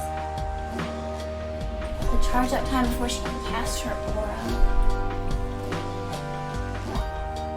While grasping the orb, she sprints and jumps without using stamina? Oh, that's pretty good. If Faye is banished while jumping, she usually learns to return the orb. The ending one is so good for this, though. A devious trick from the rope collar. Enlightenment seldom avails itself to simple imps. Tizo feels solemn respect for the rites and all of their myriad complexities. Tizo deals additional damage when dousing the Pyre. If banished, he drops an improved moon sign that boosts allies' speed and stamina.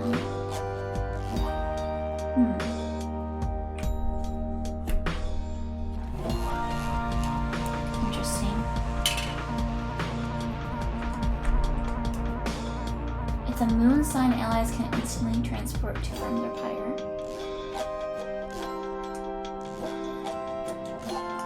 Yeah, I'll go with this one. 'Tis the influence of the imp The one on scribe. the right seems a little more complex. Until the next. Splendid was your guidance of the Nightwings, reader. Your fellows are fortunate to have found one such as you. May you find the freedom that you seek.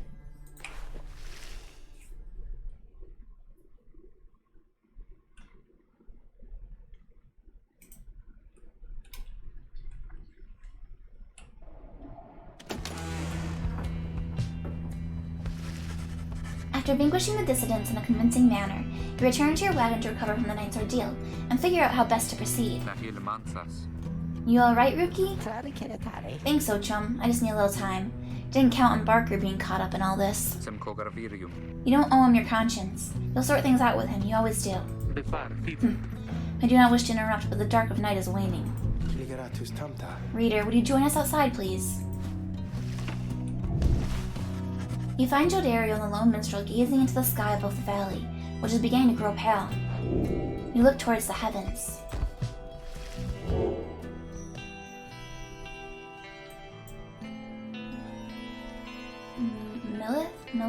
Lid? I think it's Lid. Milith the Bog Star. The Bog Star burns bright over a fetid cavern in flagging hands. Yeah.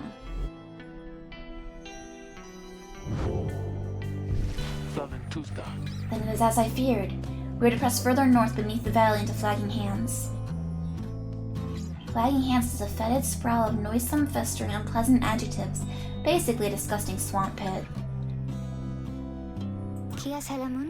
How's it only Tuesday? You ready for the weekend? Yeah. The scribes are watching over us. They'll protect us wherever we should go. Had you been to Flagging Hands, you would not say such things. The scribes have surely turned their backs on that place. If I may, the bleakness of Flagging Hands shall wear upon you, to be sure. I urge for you to take what rest you can, for you shall need your strength upon the road ahead. Your fellow exiles agree to turn in for the remainder of the night. At dawn you shall have to press deeper into the downside.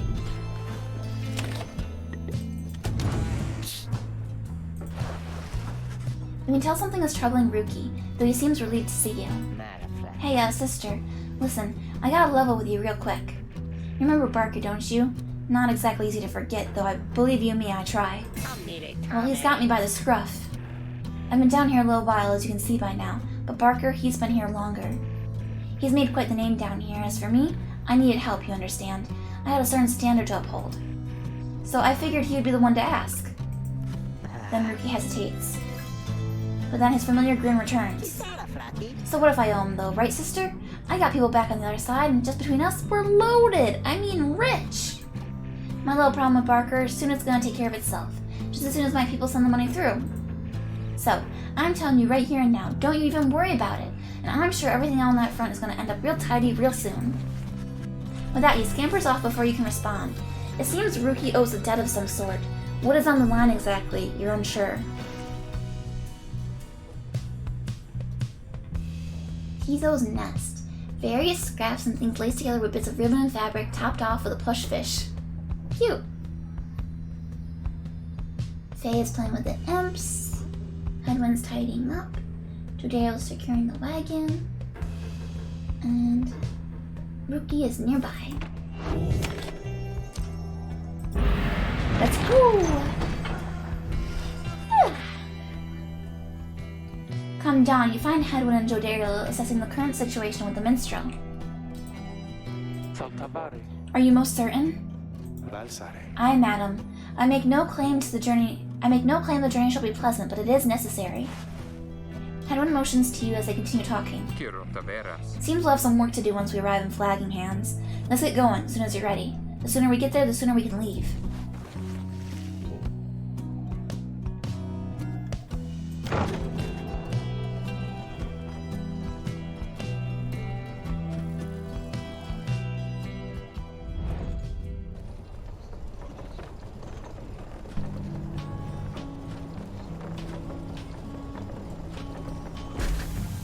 It looks like a dead end. Consider how to proceed. The Flagging Hands region proves as dismal as Jodariel indicated. The air is thick and foul. How far to the pit of my live? All the way across the marshlands and the coast. Reader, would you join me in the wagon for a moment? We have matters to discuss. Jodariel and Hedwin exchange looks, then she turns to you. Go see what he wants.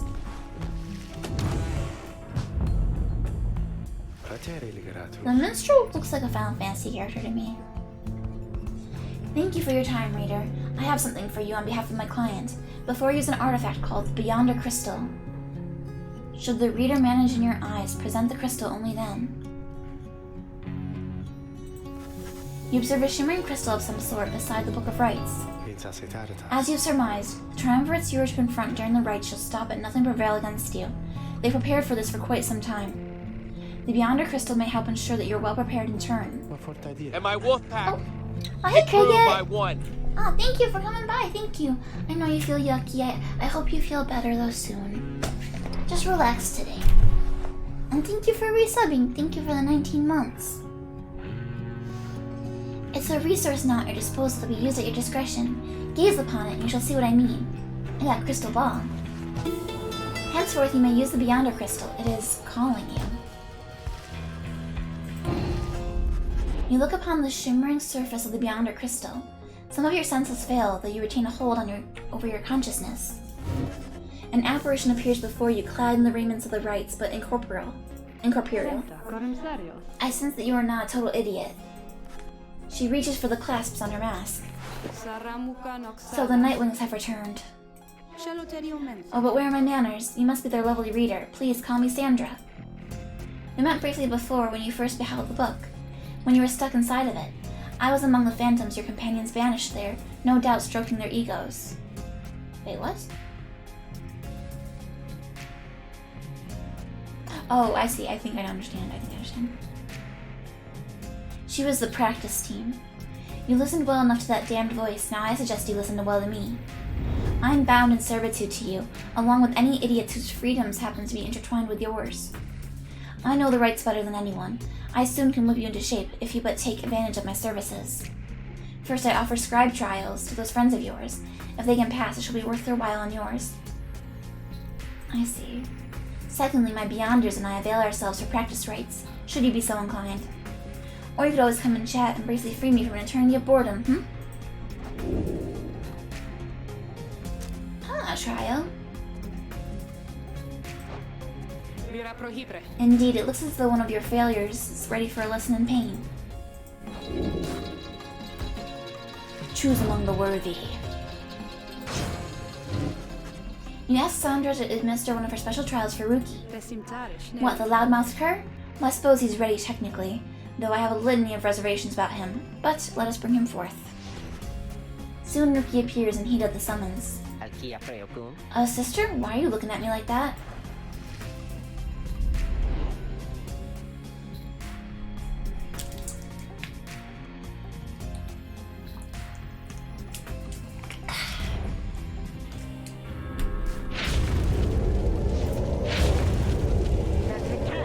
Alright, what's the big idea, huh? Is this some kind of trick you playing, sister? The apparition Xander then appears and unfastens her mask. Shut your snout and listen well, cur. You answer to me here. What? Your mouth runs quicker than those stubby little paws. You have much to learn if you have any intent to prevail in the rites. Let us see how you fare without the benefit of your trusted comrades, save for your lovely reader. I guess that's you and me then, huh, sister? Wherever you are.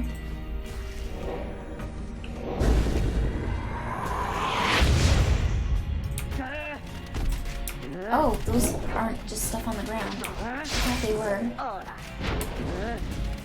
thought they were decorative.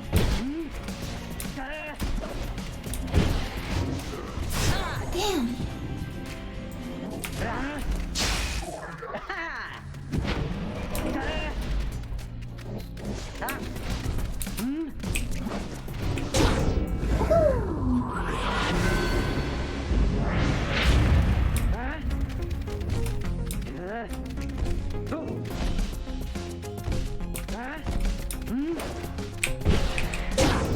Easy peasy.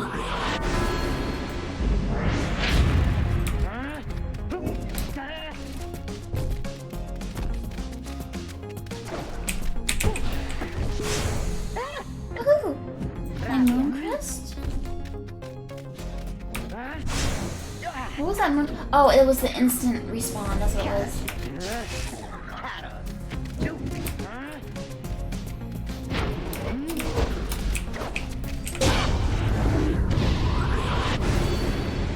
Yay! What do I get? What do I get?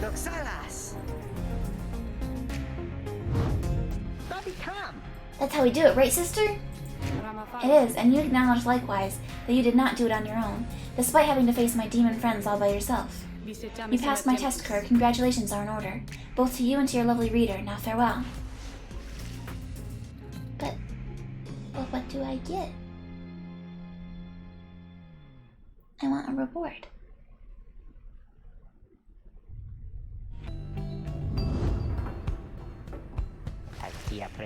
That Sandra kind of gives me the shakes, know what I mean, sister? Hey, what's that you got? Jolmira's Fang for completing Rookie's trial. Legendary? After Rookie casts his aura, it lingers longer than the usual, plus 200%. Huh, wow. Okay. Can I keep doing them? Oh, none of them are worthy yet. Challenge her to a practice right. Ask what's on her mind. I do appreciate the effort to make small talk with me, reader. Anything to break from the monotony of staring at the void within this place. Not that I could see it if I tried. She laughs at that, or maybe at herself. Certainly I could make talk with my fellow Beyonders, trapped here as they are with me. You might expect that we would all keep each other company. There's just one problem there, however. We're all sick of one another. She laughs again, perhaps not at her joke, but instead at her predicament. I do exaggerate to some extent, but there's a certain truth in this. We've been stuck together long enough that we've grown more distant rather than more close. But I'd best not wear out my welcome with the likes of you, as I've long since done with all the others here. So carry on for now, and if those fools with whom you travel learn something, come bring them forth to me, and I shall see that they learn more. Yeah, let's do a practice. Certainly, reader, that's why I'm here. See you in that blessed book in just a moment. My Beyonders shall be waiting.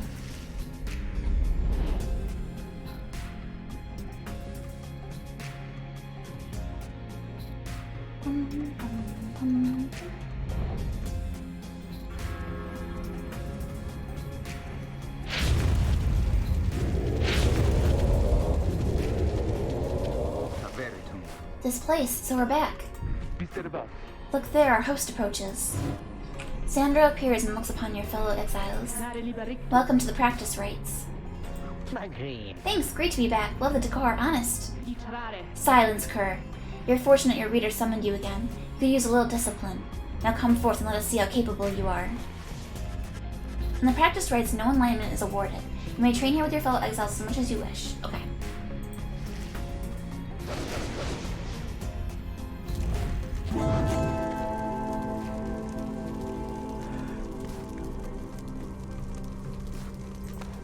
How come he hasn't picked a master yet? Maybe I have to use him in order for him to pick mastery.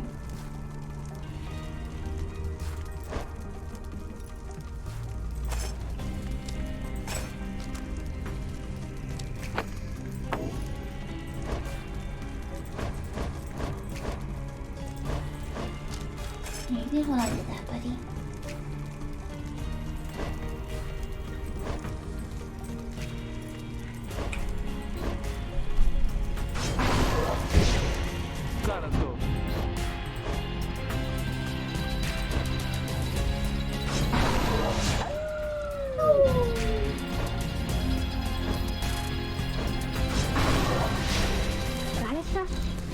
If you're ready then, Nightwings, grasp the orb and we shall train with you.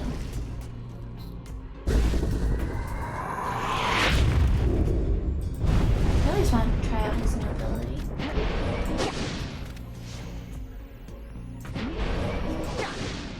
Does it actually last that much longer?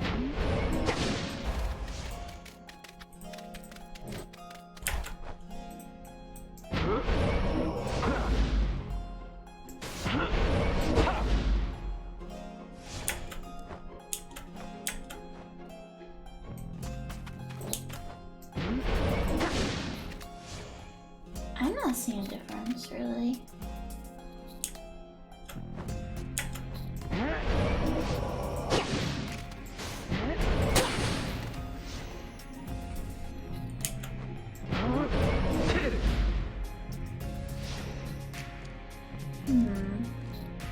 Weird.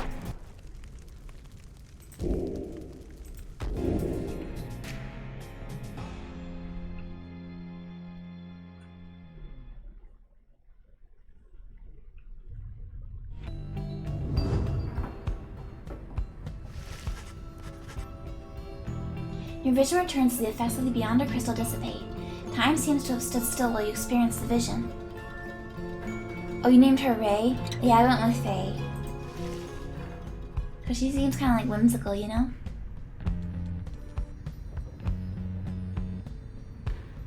Tizo's clearing cobwebs. Jodie's foraging. Hagman is stretching. Faye is making dust drawings. That a girl. Everyone chose gay for the memes. I should not be surprised if that's an option. You find everyone's feeling rather miserable. You sense that just being in Flagging Hands eats away at one's spirit. Only the imp Tizo seems unaffected. Most of your fellow exiles lost one hope. A moment, reader. There are several courses which we may take through Flagging Hands. If you choose to prolong your stay, it may be worth your while. However, your companion's spirit shall likely suffer more. But it's only temporary, right? You can get a valuable item if you take a job there. Faster route will make them happy. You can improve a talisman. I want a valuable item.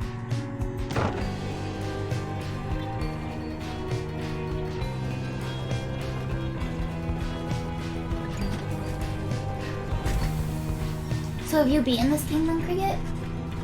The north route through Flagging Hands is dismal beyond reckoning. There's little talk among your group, yet you sense despair approaching. Only Tizo seems unaffected. Later you accompany the long bard. The lone minstrel in pursuit of his task here. Speak not directly to the living shade, and be true to your heart while responding to its inquiries, and make no attempt to look it in the eye. The lone minstrel offers these and other words of advice as you approach the burial mounds of Cold Moat, and where many exiles of the downside seek their final days. Even a thorough burning failed to cleanse a certain haunted air here. A glimmer of a shade appears before you as you stand surrounded by the dead. You barely see it, and it does not speak, but you feel its thoughts piercing your heart and mind. According to the shade, the book that you possess may lay some of the fallen here to rest. The shade leaves you to your work. You turn through the book, locating passages concerning freedom and the spirit. You recite such words as seem best fit to each of the fallen that you see. It's draining work. The shade resurfaces after a while. It leads you to a hollowed stump and then fades away. A Nox shroom. Worth $50 dues. A seething bit of fungus which holds value to certain denizens of the downside. I want to go to the upside.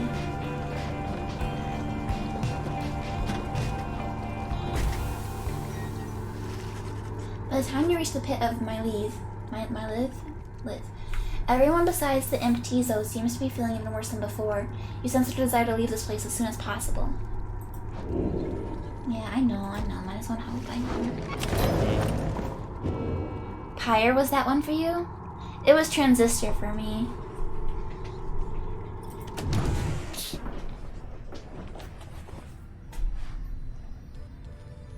Book of Rights.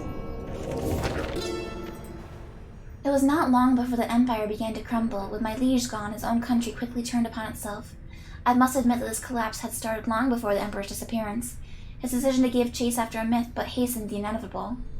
All the while, the rope collar stood by, awaiting such a time as he could rule in my liege's stead. He would be our people's savior. His first change was to organize a search for the missing Solium Mur. Warriors, pathfinders, and scholars heard the call and prepared to seek him out.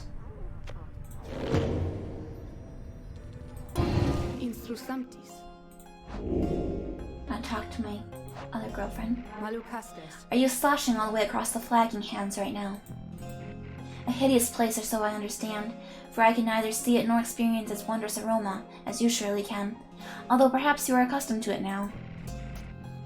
The Nightwings of the past mislike this place, of that I can assure you. We share a common misery. Now please lead me to mine, unless there's a service you require me to render at this time. No scribe trials. Tizo's cooing. Ah, ferocious roar. Faye is staring in awe at something. Edwin is resting. Jody is staring at the book. That's my book. Tarek is folding raiments. You find Rookie rummaging in the corner of the black wagon. Hey sister, know what? It's good having somebody else around besides those two. So come to think of it, there's something I wanted to get your take on, and you have to promise to tell me honestly. Would you say... What I mean is, He hesitates, trying to find the words. Look, what I'm trying to say is, You sense something serious is troubling him. He moves in very close, making sure no one else is in earshot. It's about my mustache. I've been getting some conflicting reports about it. Would you say my mustache, that it makes me look a bit, you know, unscrupulous? Scrupulous? I think it looks perfectly fine. You suggest that Rookie's mustache looks perfectly fine, and he grins wide at you. Couldn't agree more, sister. I knew straight away that you're a real judge of character. Anyway, gotta check the wheels again for mites. See you around. He bounds off out of the wagon. +1 hope. Let's go.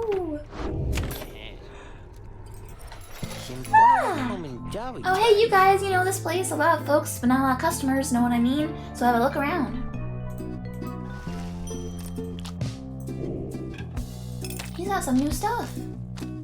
Pinch of stardust, dash of stardust.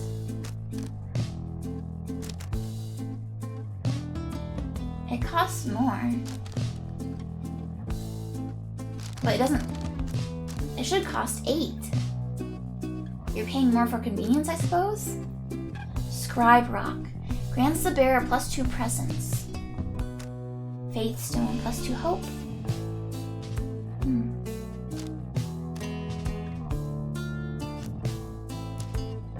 I want to save up for this one.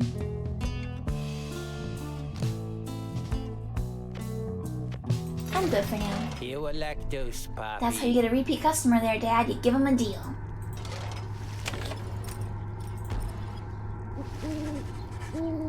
As you make preparations for the coming rite, you wonder if the stars above will even be visible through the dense fog hanging over the pit of my lid. And then... Tizo seems to be very concerned about something in the vicinity. The little imp disappears in a hurry. Oh, is Tizo alright? He was so frightened. He was not frightened, he was issuing a warning. Silence, everyone take cover.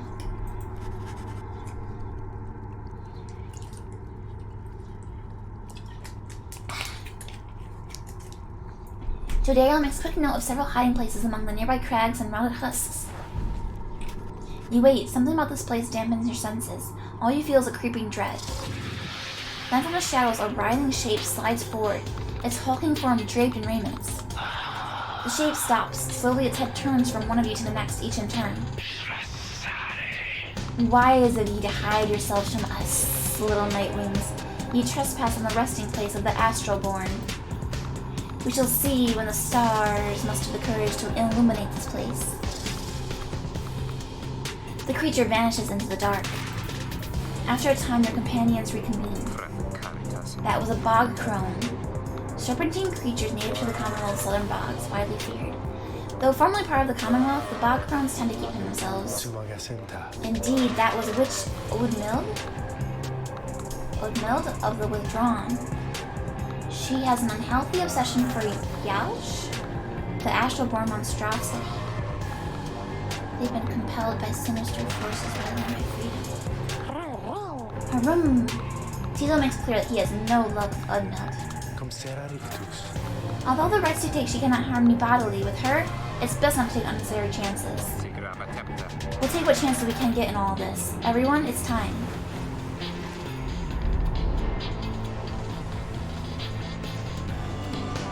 It's time to play ball!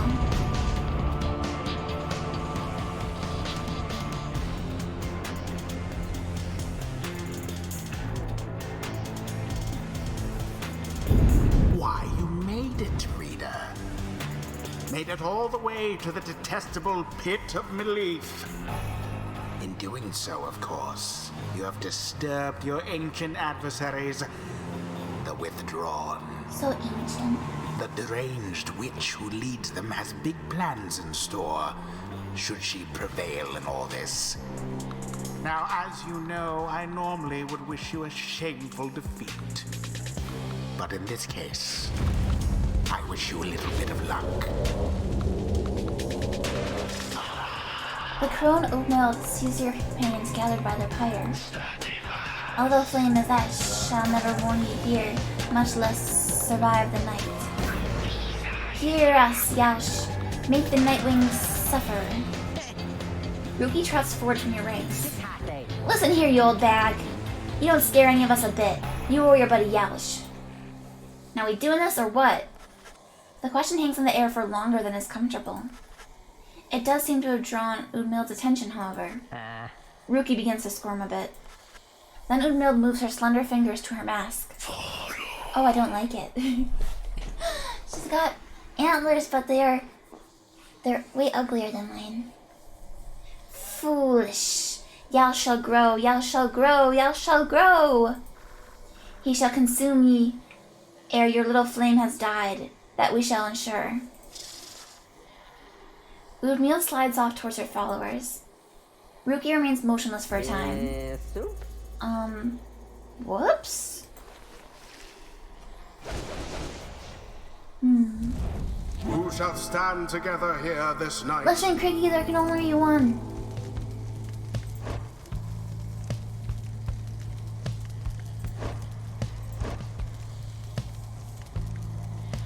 Who should I take with me this time?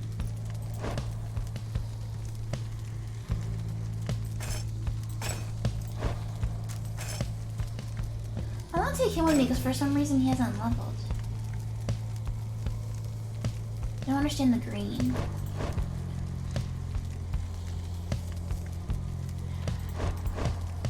Mysterious. Head, My girlfriend can Joe come. Dariel. Glorious. Rookie. Rookie. Okay, Mom. The choice is cast. You don't suppose that crone's got out for me, do ya? No matter where you go, Yal shall find ye and devour ye. Yeah. Now begin. Being twice as fast? Exciting. Engulfed within the aura. Thoroughly Oh, dear. banished. Goodness. Your adversary's Pyre Glory died? is the first to falter.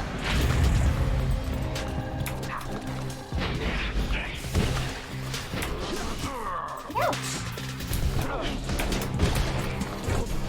Quite Ow. foul for the Nightwings. Oh, no.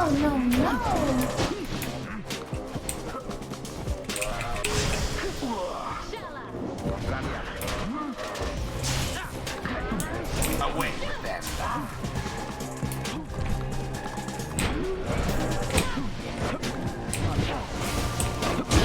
Oh my word. Oh, my word. Oh, goodness, grape juice. By now.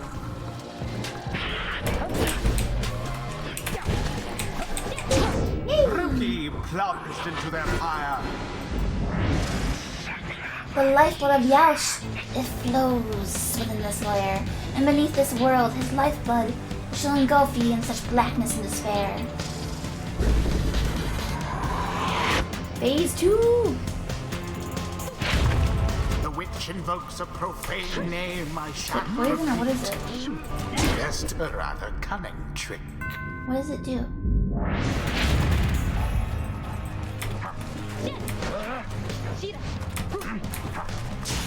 How very fortunate.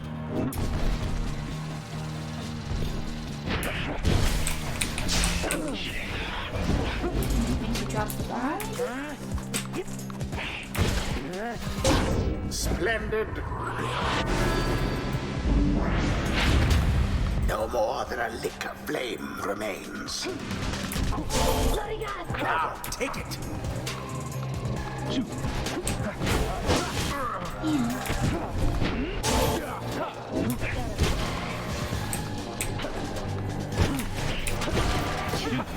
Ouch.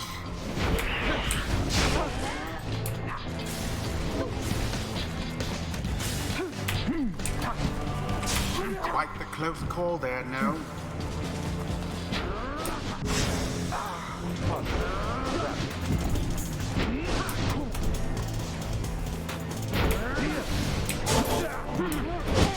Vanished each in turn.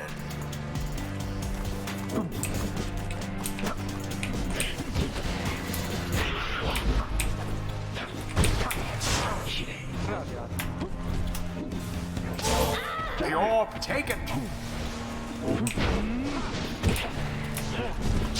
Oh, so close. A shameful Dagnabbit! outcome. Oh, I'm in trouble. Well, I dare say. Heck.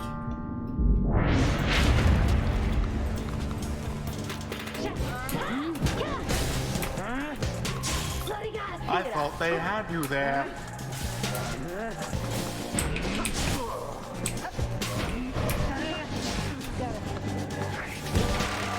And it is done. Yeah, Rupee's The where Night it's Wings at. once again prevail. Their adversaries must be rather shaken after that. They're shaking in their boots. The rite is complete. Nice work, everyone. Never thought I'd have to stand against a bog dweller. It would seem our adversaries failed to unnerve us. See those bog dwellers? There's a bunch of hissy talk. Yelsh! We have failed thee, and the deed shall be repaid in blood. As for ye fools, ye shall be consumed, and everything around ye, from the soil to the stars, ye shall see. Boundless are the teachings of the scribes. I think I'm getting to understand something of all this, my friend. What should you get, Hepa? Regenerate stamina faster.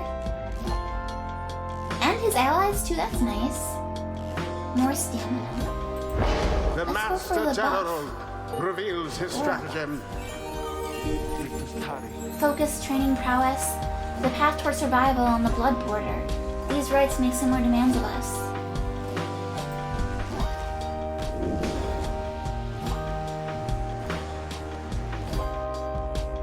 We can make our Pyre tankier, or we could increase the size of her aura.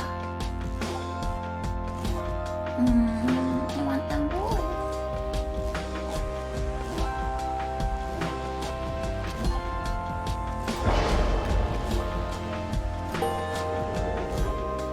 Good work, bud. Witness the rites firsthand and be inspired. Until the next rite. So it looks like you get some EXP if you don't participate, but you get more if you do. Maybe?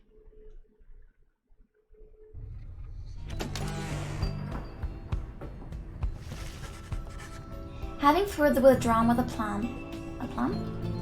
You and the others have some moments to recover from the ordeal and the relative safety of the Black Wagon. So when can we get out of here?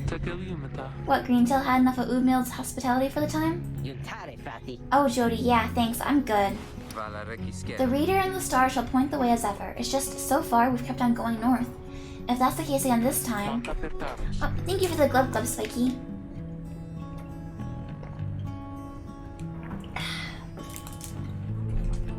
The Sea of Solace spreads north and west from here, for untold leagues. I could not tell you when last a vessel dared to sail those waters. An impossible oceanic expanse pockmarked by crude little islets.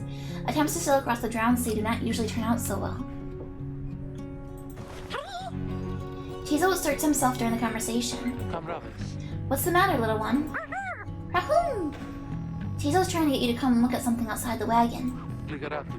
Reader, please go see what he wants. You excuse yourself and follow the imp into the dark of the night. You find Faye and the lone minstrel already gazing up at the stars. Can you not read the stars yourself then, Mr. Minstrel? I fear it is not so simple as matters of can and cannot when it comes to me, Faye. We shall see what the reader has to say, for this is her charge. And here she is, in fact. Thank you for fetching her, Tizo. Sweetheart! Tizo is happy to oblige the lone minstrel. Reader, it would seem the skies have cleared to some extent. Please, look upon the stars and see where they compel us to go next.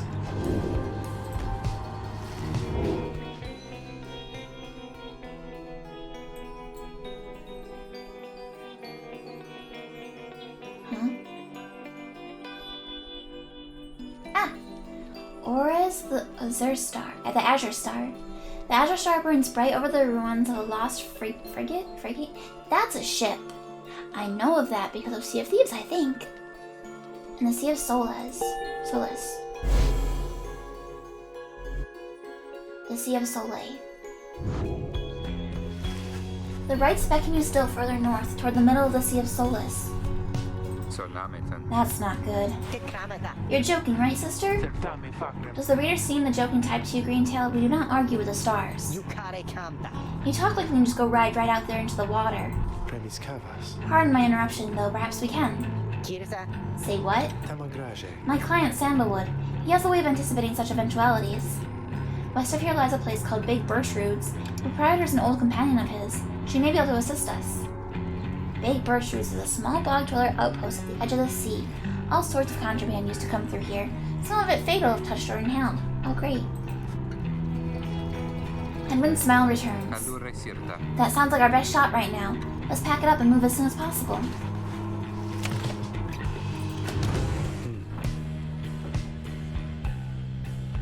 Tizo's fluttering about. Rookie is out on his own. Faye is befriending critters. That's pretty nice. Hedwin is scouting the premise. Jody is practicing lunges. Commander Crystal, what do we got? She doesn't want to talk to me? Alright. Greetings, reader. It's good that you are here, for there is something I wish to tell you privately. Do you have a moment? I shall not keep you long, though I know your time is precious. Hear him out. You bid him to continue and make clear your interest in whatever he has to say. Very well, and thank you for your time. And I should further note, matters that pertain directly to the rights I must reveal to you alone, for thus I am obliged. In any case, when you confronted the withdrawn and witch Udmild, you might recall that she tended to invoke a certain name. Yalsh, the Astralborn. I hesitate to say it even now. You would be forgiven if you took the ravings of Udmild as mere nonsense. However, her words, as it turns out, ring with a certain truth. Before the union of the 8 scribes, when first they found themselves here in the downside, this land was even less hospitable, if that can be believed. It was ruled over by the greater Titans. The one called Yaush was the eldest and most fearsome of the lot. Titans are colossal monsters that once roamed the downside. The scribes together slew them one by one, and through this forged their bonds. Just the same, the scribes managed to defeat it. They later used Yaush's own hide and ichor to bind the Book of Rites. However, Yaush did not truly die, for by some accounts it seems to be incapable of death. The creature is regenerating even now, although very, very slowly. Its vow is to devour this land and everything in it. Only then can it return to whatever plane that banished it to ours. So in a way, it's in exile just like you. If ever should the creature be reborn, it shall be many ages hence. Thus the ravings of Udmild are more or less inconsequential for the while. Yet the history of Yaush is inexorably linked to the rites, and therefore must be known. I trust your research of the book shall lead you to discover more in time. I hope all of this is of some reassurance, and now I leave you to your more immediate concerns. I shall go check to see how everyone is faring at this time. He heads out into the evening, bidding you a good rest of the evening. Okay. I'm gonna go use the bathroom real quick, guys. All the glubs is getting to me. I'll BRB.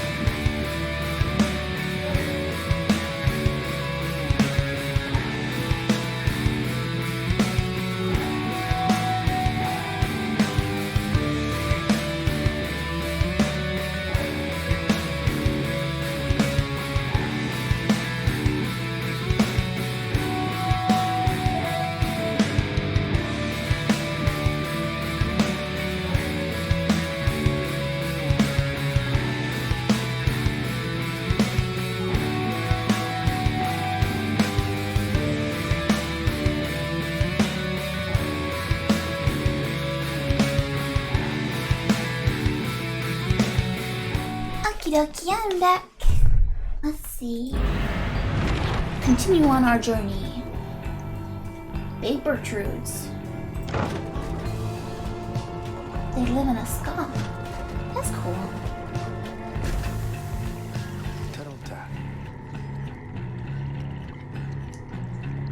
This is the place. Let us go to see my client's companion as soon as you're ready.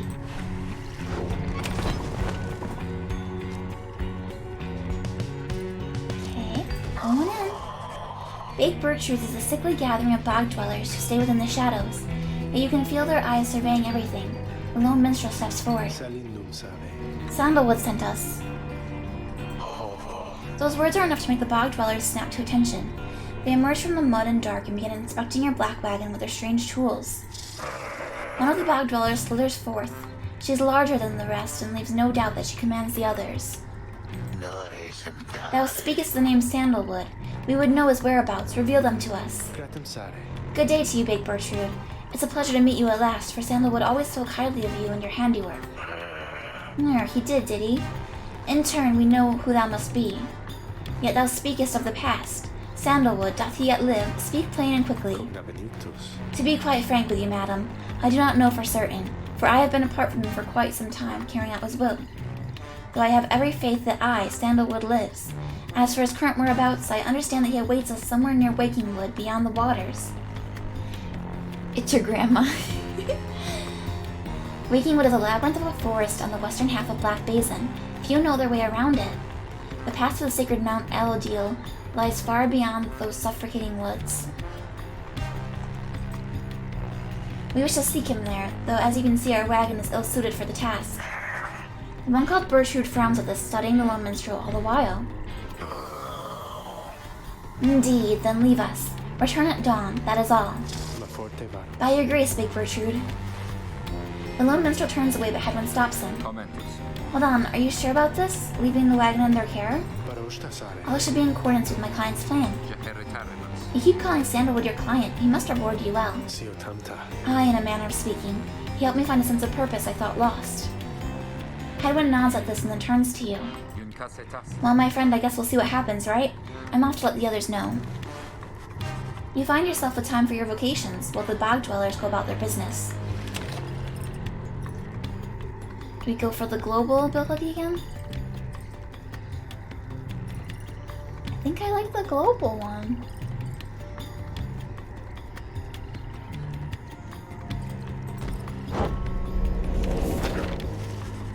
You excuse yourself from the others to pore over the Book of Rites and its mysteries. Through greater understanding comes the reader's influence. What should we go for?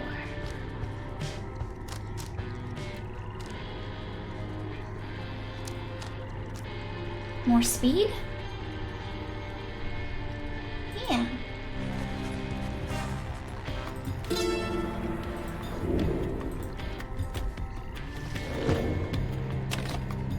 I wonder if eventually we can get all of them? The lone minstrel finds you early the next day. Reader, it is ready. Please come have a look. The others are already there.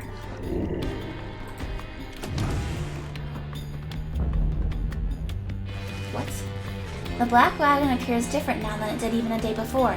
The hull is fully sealed and reinforced, and all manner of nautical equipment adorns the port side. Wow. You people seeing this? I'm gonna have a look around. The wagon should be fit for a sea voyage. Let's depart at your earliest convenience. What about Big Bertrude? She then appears as if on cue. Tell that Sandalwood he owes us twice over. If I may, Big Bertrude, you would tell him yourself if you wish to accompany us in our voyage north. Our group would welcome someone of your vast experience. Dare thee make flirtations upon us? No, Enough. But should you see that Sandalwood, tell him also to come and visit us again. Now be gone from here and tell no one that we were paid in favors. She slithers off without another word. Soon the lone minstrel breaks the silence. We are fortunate that she assisted us, but we should go, just as she said. I know the navigational controls and she'll explain. This is so exciting! I don't even know how to swim! Squee! Tiso seems to share Faye's enthusiasm for heading out to sea. I'm beginning to feel ill already. Let's go! The Worm Gulf. Before she left, Big Bertrude shared knowledge of a current that should draw you out to sea.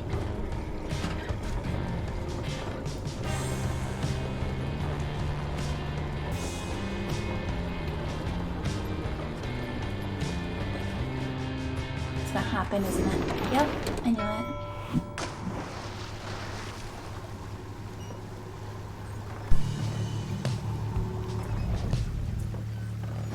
There's cool crystals. You and your companions watch the sea as your wagon rolls over the gentle waves. We've crossed into Worm Gulf. I hope that all of you are acclimating well. There is no acclimating to these worm-infested waters. We risk everything to sail here.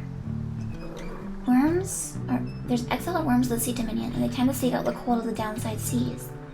Known for being reckless and single-minded, they are perfectly suited to fill the Commonwealth's front lines. As long as we follow the cold current Big Bertrude indicated, we shall be safe. If the next right is in the middle of the sea, how will our adversaries meet us there? They shall find their way as we find ours. It's all part of the scribe's design. Now, reader, please confirm the next point on our sea journey. We seek the Hulk of Oars. According to the stars, the next right shall soon commence here. A carcass of the doomed exploring vessel Dazraban, lost to the waters of the downside.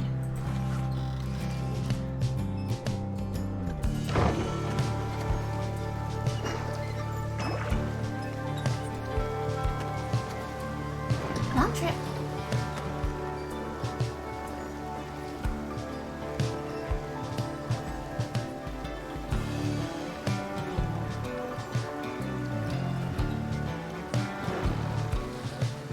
best route? The wagon continues rolling gently across the waves, which seems to you a welcome change of pace after having come from the flagging hands not very long ago. Imagine a boat just jumping. Yeah, how does this technology work?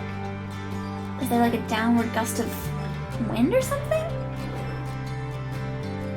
However, Joe Dario seems more concerned now than before and paces ceaselessly. When she notices Ruki, she stops him for some questioning. Greentail, how is he doing? Who, Headwind? Oh, he's pretty much the same. Been up all night, retching into the waters if I had to guess. His first time out at sea? His first. She turns to you. Reader, please check on Headwind when you have the opportunity. He requires our support and we require his swift recovery. You wish them a good afternoon as you go check up on the others in the group. Later you find Headwind looking out of sorts. Oh, hello, my friend. It's just... the sea hasn't been good for me, I suppose. It's funny, all this trouble just to get back to the Commonwealth of all places. Hey, tell me something. What do you miss the most about that place? My book collection, the few friends I had, the food. Sure, it was highly illegal, though just the same, you miss having had access to those volumes. Your life was almost always difficult, but several of your longtime confidants did help you get by. Your mouth waters at the thought of it, at least compared to what passes for sustenance here. We'll go with our friends. You tell them that there were those who did support you over the years, and that it pains you now to be apart from them. Yeah, I hear you, my friend. There's someone I miss terribly back there myself. I'm sure that when you make it out of here, your loved one will be waiting. Anyway, I'll be fine, I think. Thank you for checking up on me. You sense he wishes to be alone. There's not much to be done for him now. He's too ill to be in the next rite. I'm sorry for my interruption, reader. Please again confirm the next point on our voyage. The Sea of Solace.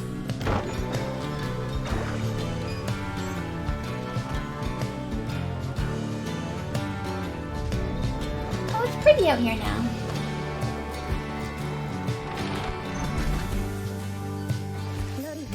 By the scribes! The sea, I didn't know it was so beautiful! Having escaped the waters of Wormgulf, we can now see what we see the Hulk of Oars, far on the horizon. Not everyone is taking a welcome sea voyage, however. Rahul? Tizo's wondering if Headwind is feeling better. He requires further rest, Tizo. All we can do is wish him a swift recovery. Reader, madame? From this point, our voyage must diverge from Bertrude's instructions. Please consult with your companions about which course to take. There's the Underking Pass. Faye believes that the 8 scribes shall bless you here. There's the Fathomless Trench. Tizo wants to fish for something tasty here. See, I trust in Faye. I think she has a connection to these scribes. I don't think she's crazy. I think she knows some shit. Maybe she's the chosen one.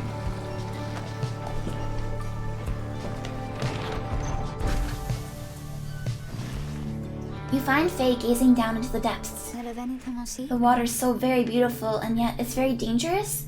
They always said it's very dangerous if you fall in or drink enough of it. But the scribes, they have protected us and they are watching, I just know. Even out here in the waters of the Under King Oars, they urge us on, I feel it, I just know. Hey Darth, I think I'm winning. There's no denying that the North Current sends you quickly on your way. Perhaps it's the thought of reaching land again. You can sense a spring in everybody's step. They gain +2 quickness, cool. My party has the zoomies. How are you doing today, Darth? At last you arrive at the Hulk of Oars. After journeying across the sea, it seems the next rite is to commence here soon, although there's no sign of your next adversaries yet.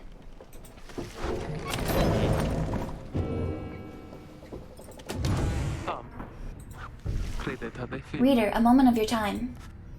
You ask what's on our mind. Headwind. He's beginning to recover from his illness, however.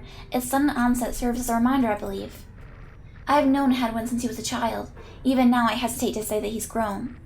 Nevertheless, there are such things that even I would never say to him directly. For instance, I struggle with his confidence at times. Whether he leads us to our freedom or our doom, I'm ambivalent. Speak not a word of this to him, of course, in case that is unclear. I shall tell him in my own way, if and when the time requires. In any case, when times remind me of his mortal weaknesses, I end up having to consider what should happen should we become separated permanently. She trails off a while. What I mean to say is, you should know that I'm fully pledged now to this quest of ours, whether Hedwyn is the one to lead us to its end or not. I have my reasons, and one of them is him. I expect the same holds true for you. That's all I wish to say. Take care, reader. She nods and brushes past you towards the door. Let's see. Ruki is fretting to himself. Tizo's napping before nightfall. Huh? We got a keepsake? A limbless, cold-blooded creature rescued from the sea. It's fully grown and has lived a rich life. Faye is deep in thought. Hedwyn is tossing and turning, poor feller.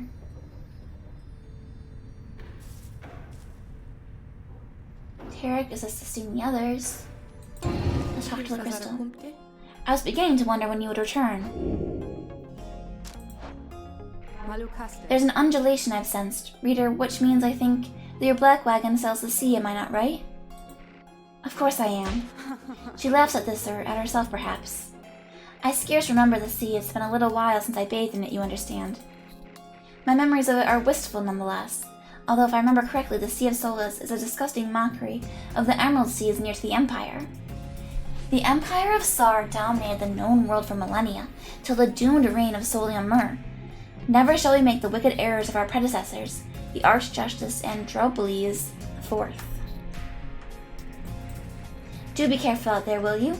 Now let me cease my prattling, lest I extend my sentence by another such eternity or two. We had best stick to business. When can I do a trial?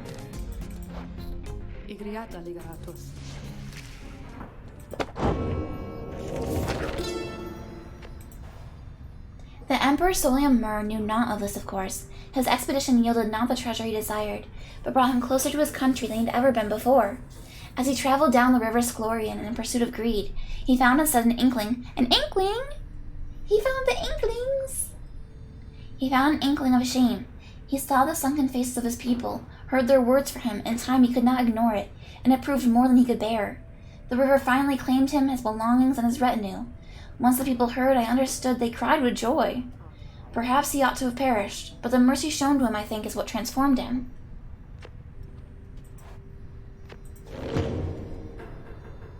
Nautical bell. Among the black wagon's seafaring equipment, Hedwyn uses it to signal when food is ready. Ding! Whoa! Oh, you just keep right on ringing that bell, sister. Keep at it. Ruki seems to be taking issue with your frivolous use of the nautical bell. After all, there's no sign of a nautical emergency, nor a prepared meal. Oh, I know it's not mealtime. It's fine. I'm starting to really enjoy the constant ringing sound, though. Now that doesn't mean anything to me or anyone anymore. I think he's being sarcastic. Besides, ringing that bell is probably some pretty good exercise, right? And it's good training for my ears, too. You know we curs have ultra-sensitive hearing, don't you? Well, not anymore, I don't. Anyway, thanks. I mean that. He storms off. Ruki shall never forgive you for abusing the nautical bell. Ruki reappears laughing heartily. He was only joking. Probably. Oh my god.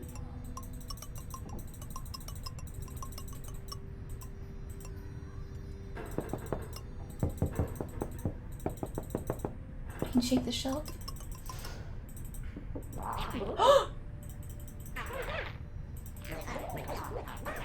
I didn't realize I could touch so many things. I blew the candle out.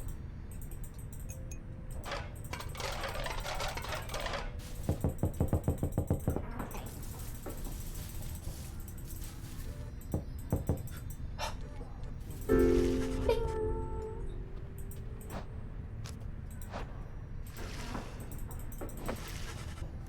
You observe the masks and robes whose old engravings and embroidery suggest a formal purpose. Some of the garments are massive, while others are so small they might fit a child.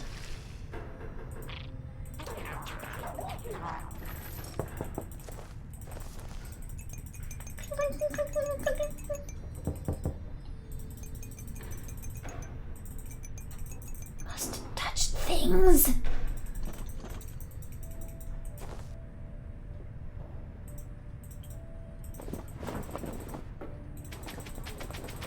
Okay, I am. Ooh, what was that? Woo! What am I doing to these books?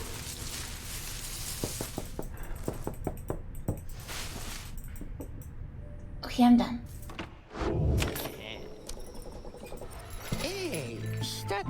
Oh, hey, you guys. Funny running into you out here right in the middle of the drink. You know what I mean? Not a lot of customers today, so have a look. I'll give you a good deal. He reminds me of the merchants in Elden Ring and how they're just like in really random dangerous places. And you're like, how did you get here? Why did you get here? Thorned Knot. When aura casting, raise the bearer's maximum range by 8%. Oh, cool.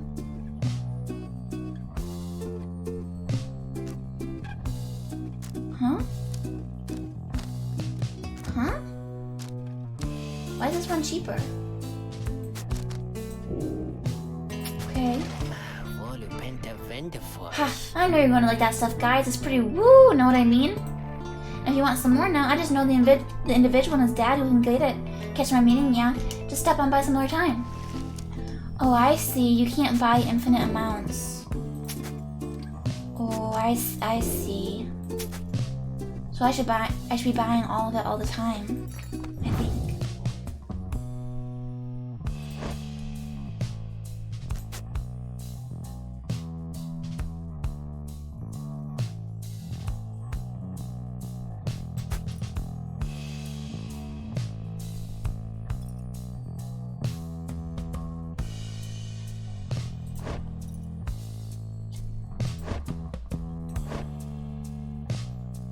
Hmm. 39%.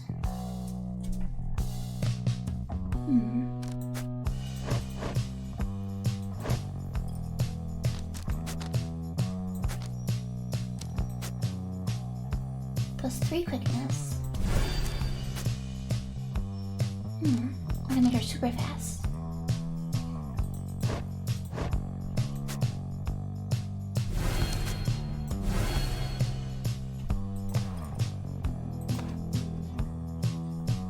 Okay. You guys really are my favorite customers, you know? Commence the rite. Having landed at the Hulk of Oars, you and your fellow exiles now anticipate the hour that the rites are to commence again. What do you think, Tizo? Don't I look just like Master Hadwin? Hoo-hoo. Tizo is worried that Hadwin is still feeling unwell. Wait, I think, what's that? A serpentine creature emerges from the water, followed by several others of its kind. You recognize it as a worm of the Sea Dominion. The Sea Dominion is a vast and war-torn undersea regime, home to the untold numbers of amphibious worms. Having conquered their waters, the worms clambered onto the Commonwealth shores in search of new wars. Oh. Hey, Zario! Hello, hello! It's going good! At least I think it is. Haven't lost any of the matches yet. How are you doing today? What they all are doing here, you see, playing by their ritual raiments. The nearest one somehow loosens its mask. Wait, what? What? They're medieval? It's like a medieval beholder? It looks like that one Monster Rancher monster. The eyeball dude. Good sirs and good ladies. So it is you that heed the summons to glorious competition against this knight and his brigade. Well then, let us do battle now without delay. More than our freedom is at stake here, but our very honor, and this knight fully intends to reclaim his. Oh, and lest this knight forget. He is called Sir Gelman. He salutes you all on behalf of the Pyre Hearts. On to the contest. You been feeling a bit sick? Craig is sick today too. I think stuff's going around. I'm doing okay. Just gaming this afternoon and then having leftover curry for dinner tonight. He splashes out of view just as the stars above begin to shimmer with strange light. I started reading a book last night, so I really want to read more of it after I stream today. I don't read super often, but when I do, like, I don't want to stop.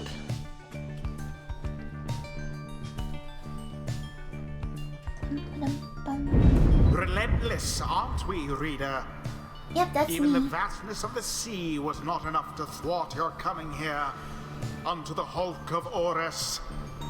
You would be wise not to underestimate your adversaries here, despite their That's what I was saying too, that people don't like talk about it Of much. course, referring to the Pyre. I'm enjoying it so far. These rites are but another war to them, and that makes you their mortal enemy. I expect your battle to be glorious. Glorious. Oh, we're at an angle this time, we're not in the middle. Your fellow exiles are gathered on the rotting deck of the Hulk of Ores.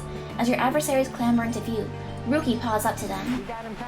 Say, what are you worms even doing here? Can't you just swim back to the Commonwealth or the Sea Dominion, or wherever it is you're from?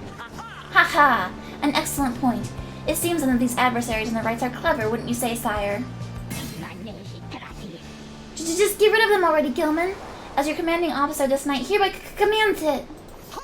Hark! This knight wishes to introduce his noble commander. No worm knight in history has withstood so many frontline battles. Doff your helm, sire, as is our custom. May our adversaries tremble at the sight of you. Sir Gilman attends to his commander's mask despite his protests. Wait, give this knight his mask. This knight hereby presents to you the great Sir Deluge. A noble visage, is it not? Sir Deluge trembles and squirms. So yes, you can swim or no? Ha! Of course we knights can swim. All knights of the Sea Dominion can. But we are exiles in this land, the same as ye. We can swim, 'tis true, but 'tis summarily impossible to swim back up the river down when we were flushed to end up here. Nay, there is but one way to return. I'm dead. Aww. But thank you for the gold glove.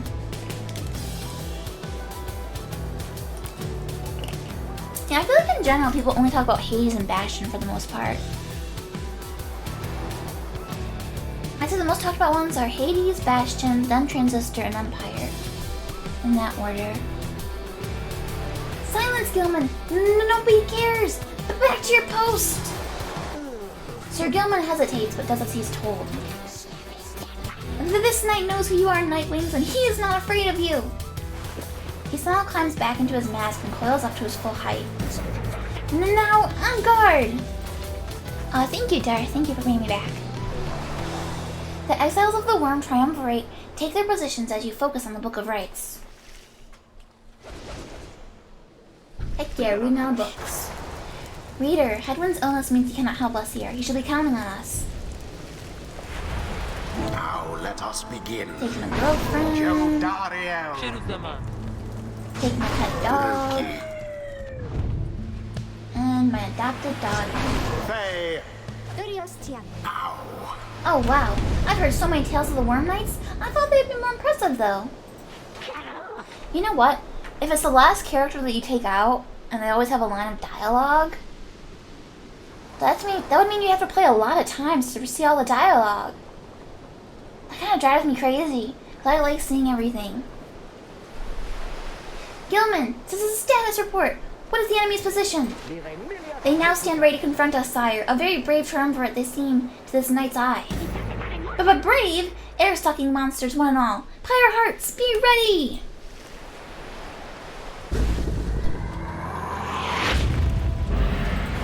Begin. That one almost got through.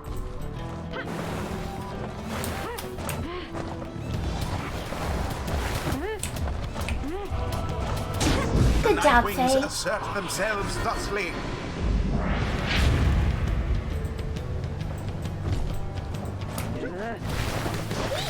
Ooh, Sir oh, they're Gilman fast. plunges into the fire.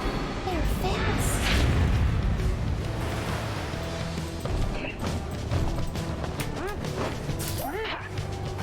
Where'd the ball go?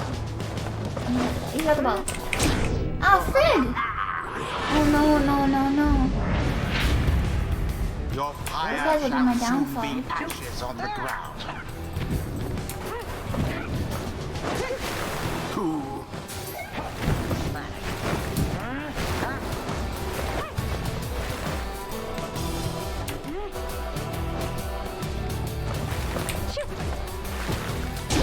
Faye plunged into the pyre. Gilman, your form is sloppy. Fight them as though your miserable life is on the line. Your words do wound me, sire. This knight gives every right his very, very best. Though perhaps we do have much to learn from such a brave triumvirate as the one that we now face. Whose side are you on? Get out there and vanquish them at once. Our adversaries stand divided. Let's take advantage of the opening. There seems to be dissension in your adversaries' ranks. 'Tis little wonder these fool worm knights are righteous fire. Kill them all.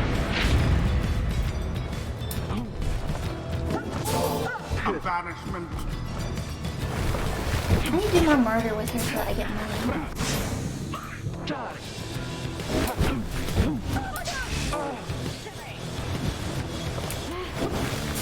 An opportunity. Dad, nabbit! Struggle all you like, reader.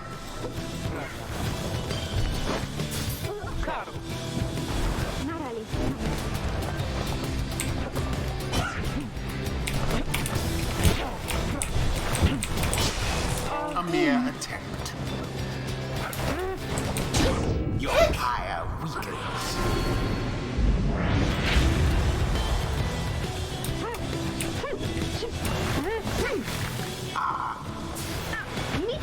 They dropped their thing. Yes. Okay. Your victory is at hand. Let's try this one. Banished. Banishment for all.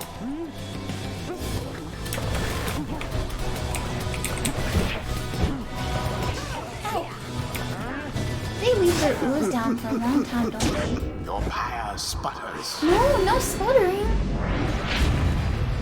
That's not allowed.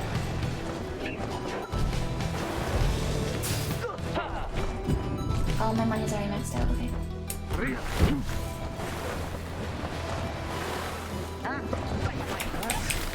There goes the orb.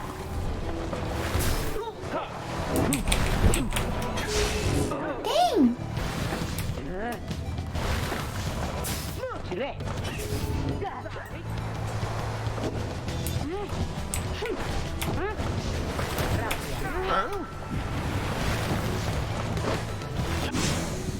Banished, one and all. And it is done. Okay. The Nightwings prevail. And such a well-conducted victory it was.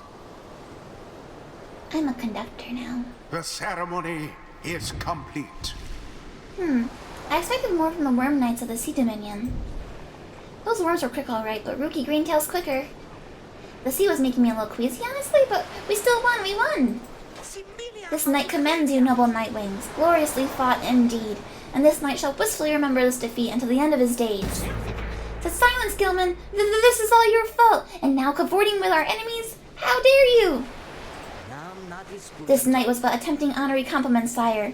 Is it not in accordance with the rights to praise one's adversary on a worthy outcome?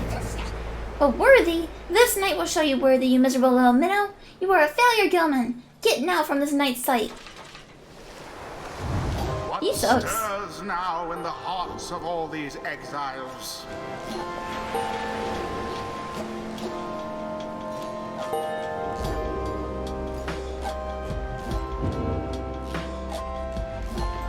Until the stars align.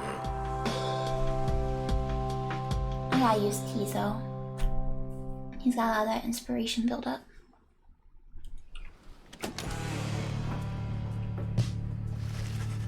After overcoming the Pyre Hearts in a pitched battle, you at last return to the wagon with your companions.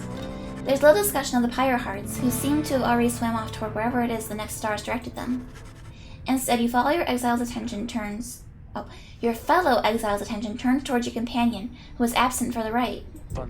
How is Hedwyn? The lone minstrel makes a sound, but no words form as yet. Something is troubling him. I urged him to remain bedridden. And... And he simply would not listen. I'm very sorry, but... Wait, what? Everyone stares at the lone minstrel in stunned silence. The lone minstrel breathes a heavy sigh. But then... Hey, what's with the long faces, everyone? Minstrel, I should wring that neck of yours. As I was attempting to explain, Hadwin is already up and about, despite my having strongly recommended further rest. Those that are unaccustomed to sea voyage and take ill, they are very likely to experience further symptoms if they do not remain bedridden, or at least sedentary. Hadwin is running a considerable risk of having to spend another night in great discomfort. What are you, a doctor? Nay, although I traveled once with one extensively. Look, I appreciate your caution and concern, Tarek, but I'm pretty well accustomed to discomfort here, and I had to see how things turned out tonight. I haven't had to stay out of a rite like that before. Yes, you have. There have been rites that I did without you. So you're back among the living then, Hadwin. I was just seasick. Nevertheless, your full recovery requires rest. I think we all could use some rest after tonight. Anyway, thank you, everyone, for your concern, and I'm sorry that I worried you or caused you further burden. He turns to you. My friend, what do you say we figure out where to go next? I'm beginning to miss being on solid ground. You follow him outside where the night sky awaits.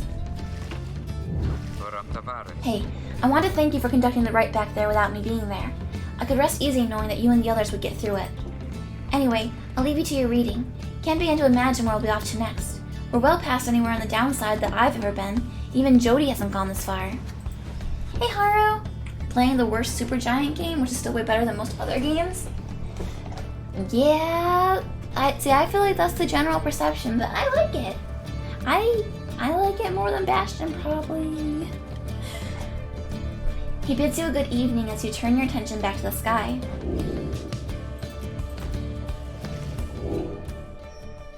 Yeah, Bastion's actually been my least favorite of the Supergiant games. I like Hades and Transistor more.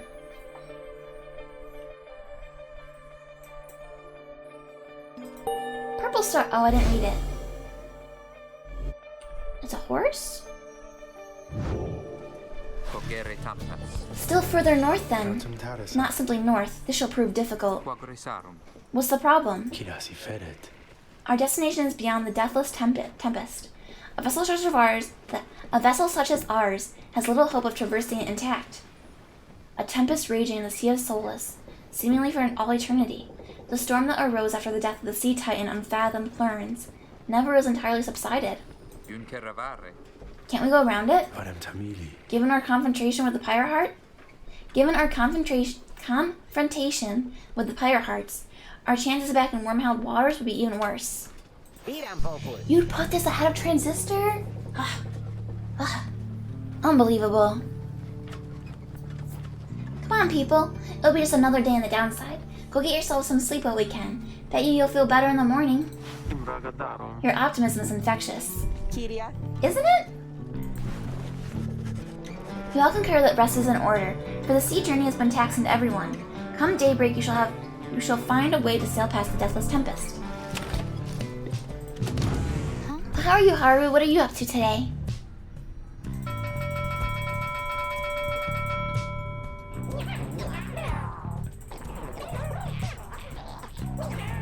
Must touch things. Oh, maybe something will happen if I blow out all the candles. No. Okay. Ruki is searching for something to drink. Tizo is sitting quietly with Jodario. Jodario is sitting quietly with Tizo. Hadwin is stretching his legs. Faye is nearby. Tarek is strumming a tune. Watching the clock, waiting for work to be over. Are you East Coast, Haru? I don't remember.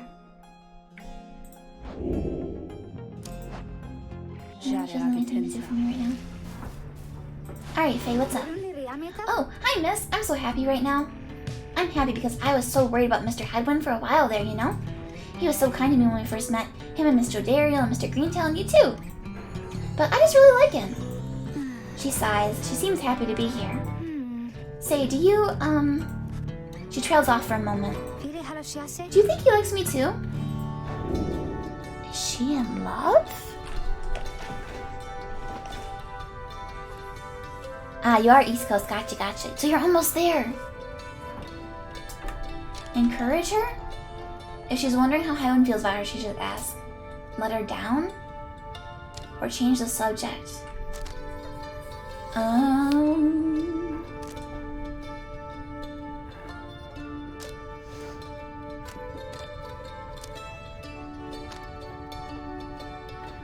Change the subject? You note to her that the lot of you sure have traveled a great distance since you first met, and the sea is quite a sight to behold. Oh, I know. I had no idea the downside was this big. I thought that maybe it was all like the valley, but we've seen so many different places. I wonder how much farther we have to go. I know this is supposed to be our punishment, but the funny thing for me is that I think I like it being here with all of you. She beams at you for a while. Okay, bye. She bounds off as you breathe a sigh of relief.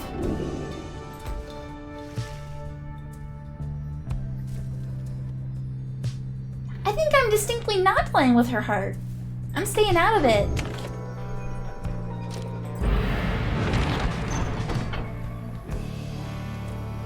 Ragged rock or froth sea. The north current towards Stormwall passes by old carcasses of ships long gone. Ruki spotted wreckage in the area and believes there should be valuables to find. Froth sea. Tito seemed very eager to see the wagon head in this direction. What does he get there? Valuables? Something? I guess I'll try the valuables.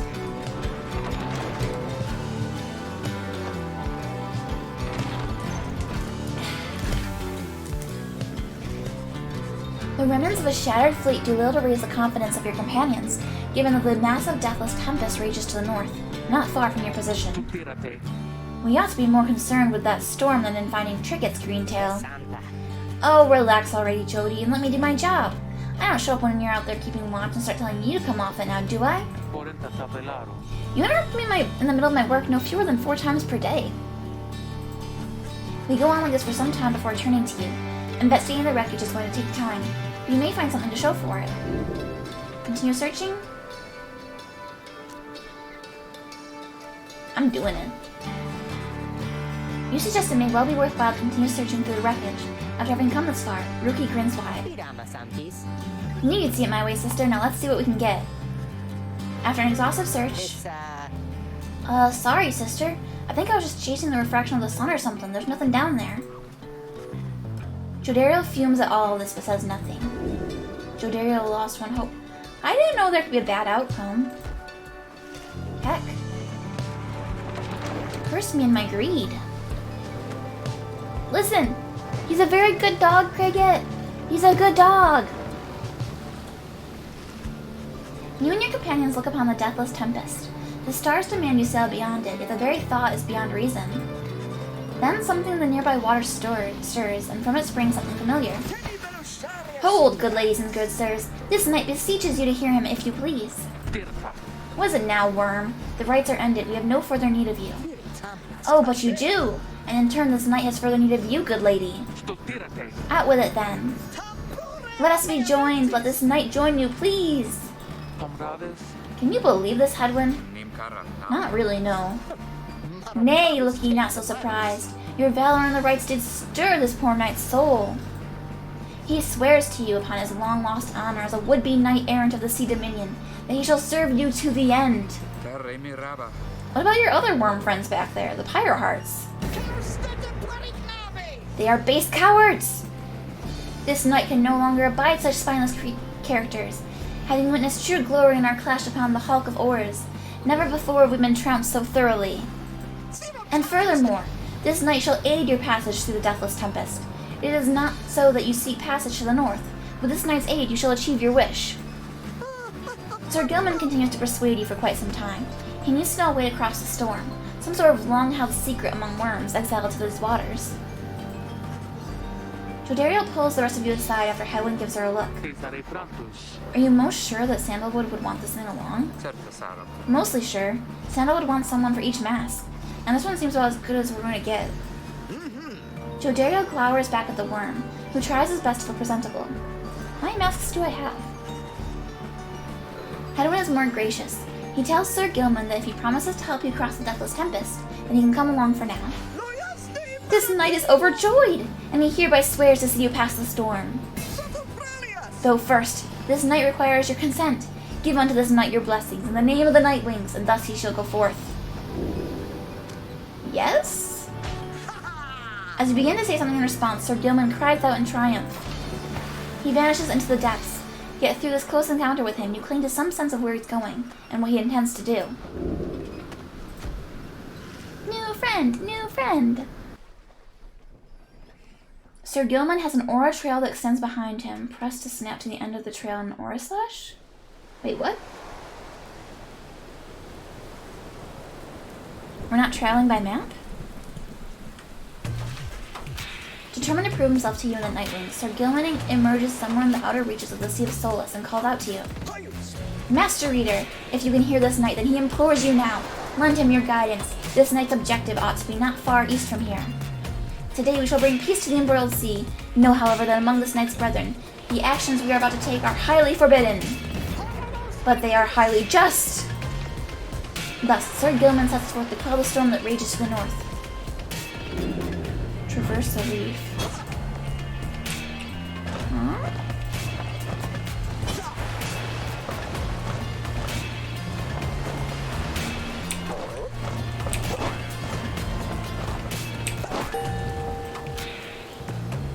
What on earth is this minigame? His attack has him teleport to the other end. Oh, okay. Hark! Yonder lie the foul spawn of the unfathomed plurns, boiling the seas with their wrath. Exiled worms within these waters long have harbored these abominations, using them to bar passage to the downsized channels for any save this knight's own kind. Begone from here, now fiends! This knight shall finish what the undertaking oars started. Oh, Under King's oars. These things?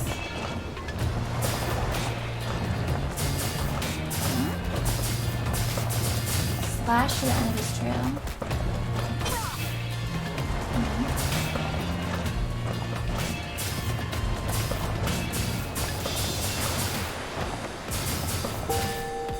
I see.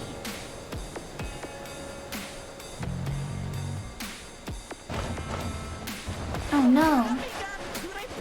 My old coworkers. Hold it right there, you traitorous slug. How dare you turn your back on this knight? To your superior! Superior by rank no longer, for we no longer serve the Commonwealth. Last this knight checked. Here you hold no sway over this knight. Ah, then what have you done to the spawn? Have you no honor of us at all? This knight has done that which required doing. His honor cannot sink much lower anyhow. He figured this would be an ideal time to free himself from servitude to you. Why, you dare to staunch the tempest for those Nightwings? Good Sir Deluge. This knight was born to dare! Now come and fight this knight, if you so dare as well. Ah! Pyre Hearts, banish him! This is an order!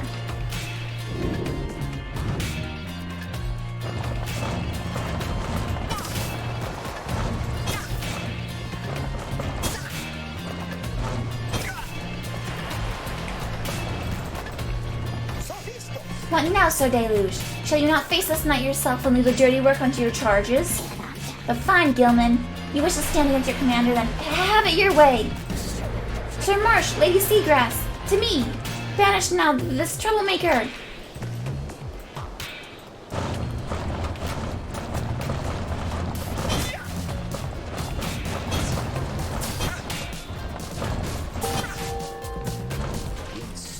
You are master of this night, no longer Sir Deluge, the shatterer of fraternal bonds. I think I just murdered that man.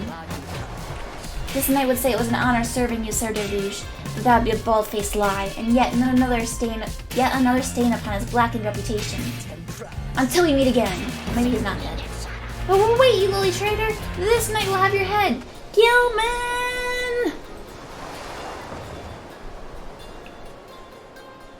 Sir Gilman's aura slash fires instantly. I see. As the day wears on, there's still no sign of the Worm Knight. Your companions grow restless, but then... Hail! This knight returns with newfound tales to tell, and new scars to show for them. Sir Gilman is sopping wet and visibly shaken. He struggles to maintain decorum. He is, in short, the very image of a Worm Knight. And more importantly, that little tempest ought to no longer pose a threat for now. Behold! As if on cue, the deathless tempest begins to simmer and subside.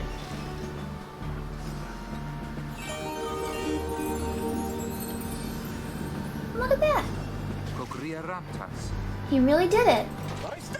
Of course this knight did it. Now, if it would be alright with you, this knight could really use some shut-eye. The Worm Knight then collapses in exhaustion. You and Hadwin help him up. A deal's a deal, Sir Gilman. Welcome to the Nightwings.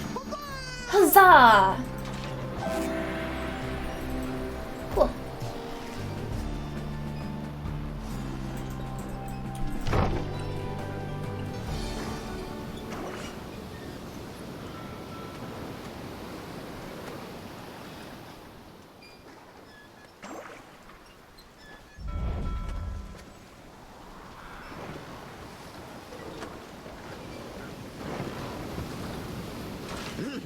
With Sir Gilman's aid, you managed to breach the Tempest. You were true to your word, Worm, I shall give you that. But now what? We're stranded in this accursed storm. A most excellent question, and from one most fair— Do not hit on my girlfriend! Call me that once more and I shall tie you in a knot. Ah, and from one most spirited as well. This knight was wise to side with ye. Just— where do we turn from here? Answer the question now. Sir Gilman does no such thing, although eventually he does make note of a specific current that should lead you to the lands beyond. The lands beyond? Like the lands between? If I may, I can corroborate Sir Gilman's account. We are close to making landfall. Then let me be the first to say, let's go. Say, Tarek? He's like— Someone actually remembered my name. Aye, Rookie, what is it? That lute that you're always carrying around. You know how to play that thing, don't you? Why, I suppose I do. Good, because I was thinking it's a little gloomy here, and we could use a little tune to lighten up the mood. Know what I mean? Ah, then let me see what I can do. He starts playing that, was it the Wellerman? Is that what it is? Ooh! Ooh! The valley ran with sorrowful tears and filled the waters high. The misty morning over the brine belies a leaden sky. The stars all hide away from the chill until the evening rise. I was gonna say, because all the other Supergiant games have songs with lyrics. And we hadn't really gotten any of this one yet.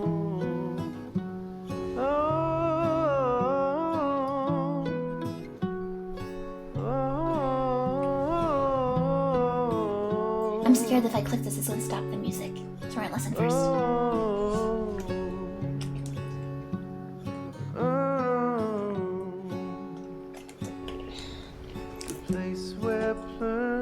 Scuttled her foe, the doomed ship still resides. Oh, Plurn was a lady. The Titan met her end on its prow, forsaken by the tides.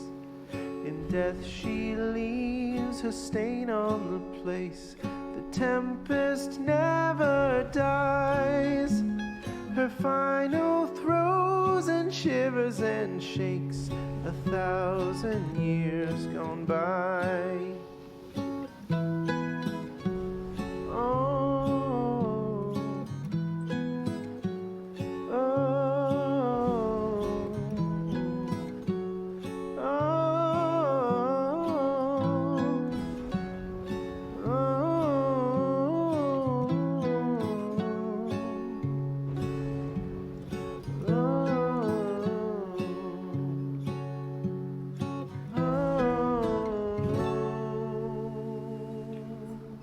Gonna have to add this to some playlists. But I think Transistor has the best music.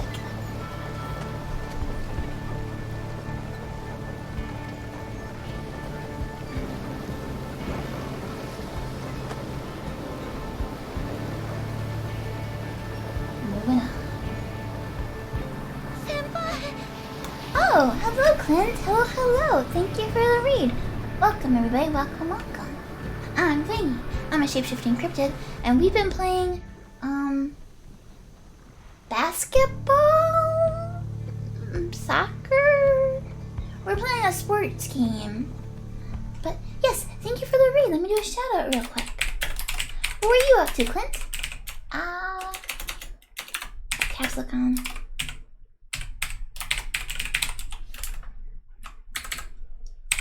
There we go. I did it! Did I spell it correctly? I hope so. But what were you doing? Okay. Oh no, the lava land. Oh no.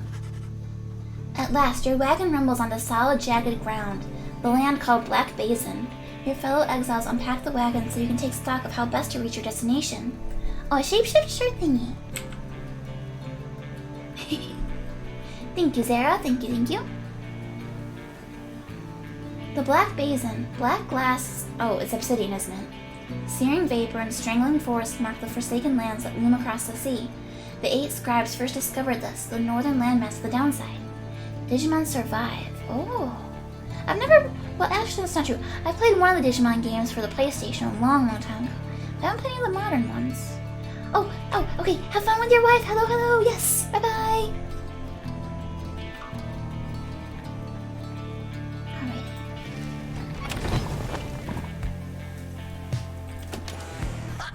Oh boy. He's got his own little table now.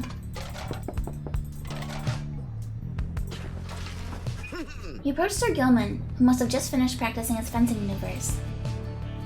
How does he fence? He doesn't have arms.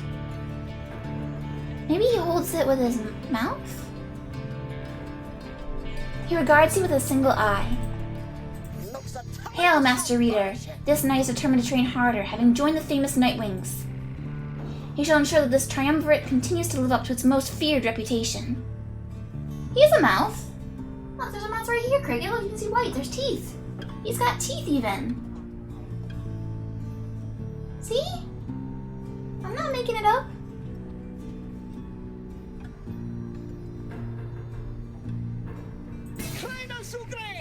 This is such an honor, and this knight has a great deal of honor to regain. Having fled the Pyre Hearts, this knight fully expects now to conduct the rites in a most honorable fashion, to the fullest letter of the law described within the books. Some triumvirates this knight has met, and perchance mentioned by name, they are inclined to bend the rules a bit, sometimes a lot, and to prevail by any means they can. But this is wrong! The exile who refuses to obey the rules as they were written by the Under King Ors and his 7 friends deserves neither his honor nor his freedom. Thusly does this knight have confidence that Master Reader shall resist any temptations to conduct the rites in any underhand fashion. Fencing using his tail? Oh, I like that more. I bet that's it. Now then, this knight must undergo a thorough cleansing, having trained it to the point of foulness. So please excuse him, Master Reader. Do worms sweat? He slithers off, humming some sort of chivalrous tune. Hywen's doing the dishes. Ruki is digging outside. Faye is picking at her food. Tizo's eating his fill. Tarek is watching the sky. Jodario's having a light meal. Pull out my fishy. Sir Gilman's Crest, official certification of knighthood in the Commonwealth, offset by Worm Knights. My ship is gonna be so full by the end of this. Whoa, oopsie.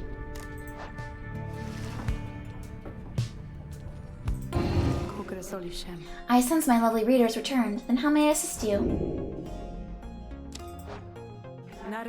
So then, we're back on solid land or something like it, Then this must be Black Basin. Flames and noxious fumes on one side, suffocating forest on the other. A lovely, lovely place. So good of you to take me here. You truly would pursue those blasted stars until the farthest corners of this land, it seems. Though I'd better cease my blasphemy, or else the scribes themselves just might descend from up on high, and strike me with another much-deserved penalty. The thrill of such transgressions, reader, sometimes it keeps me going, not that I have any real choice. Now we'd best get back to our normal business, as it were. How do I get more trials? How do I... Is there something I have to do to unlock them? Or just based on how far you are in the game?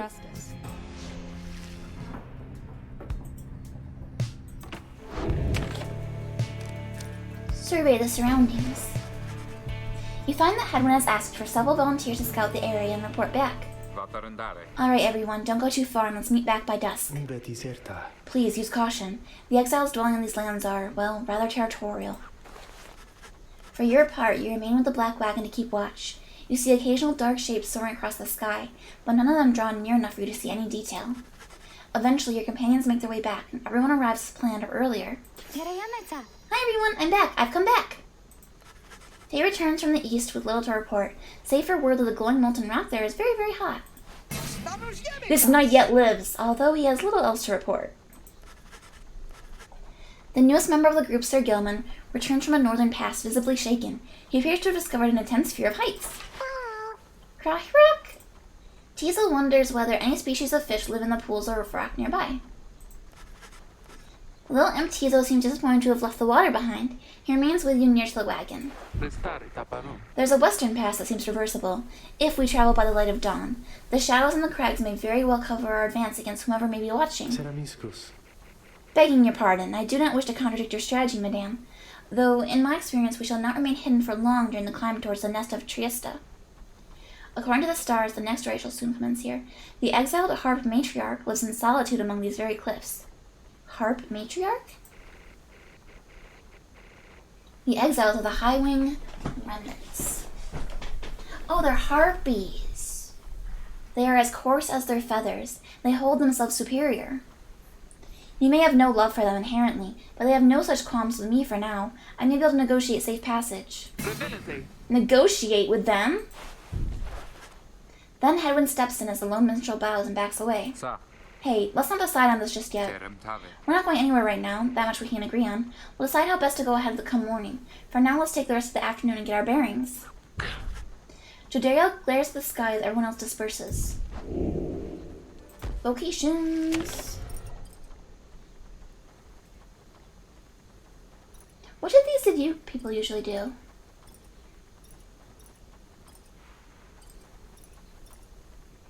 I've been doing the global small buff.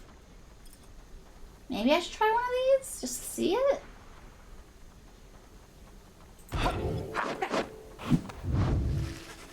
Having gleaned knowledge from the Book of Rites, you can impart some of its teachings.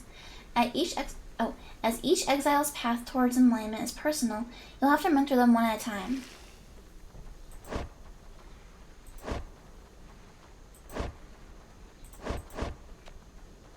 Oh, he's so far behind. Let's see what happens. This knight shall be your eager protege. You illustrate to Sir Gilman some of the intricacies of the rites, focusing on how all three in a triumvirate can move and act as of one mind. As of one mind, okay. You sense he grasps some of the concepts. Okay, that's a decent chunk. Great wisdom clouds over this knight's entire consciousness.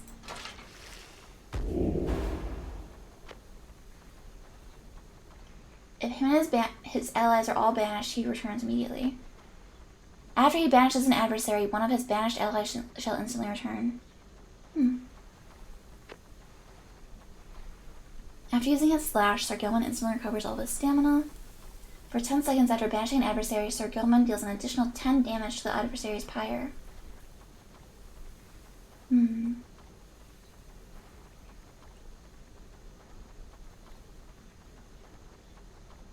Infinite stamina?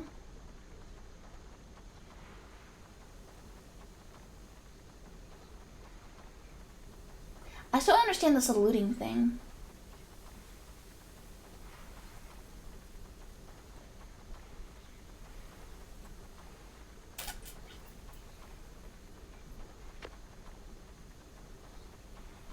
I don't like the starting one, but I like the ending one. Wow! This knight has never before understood the value of the written word. I will teach him to read.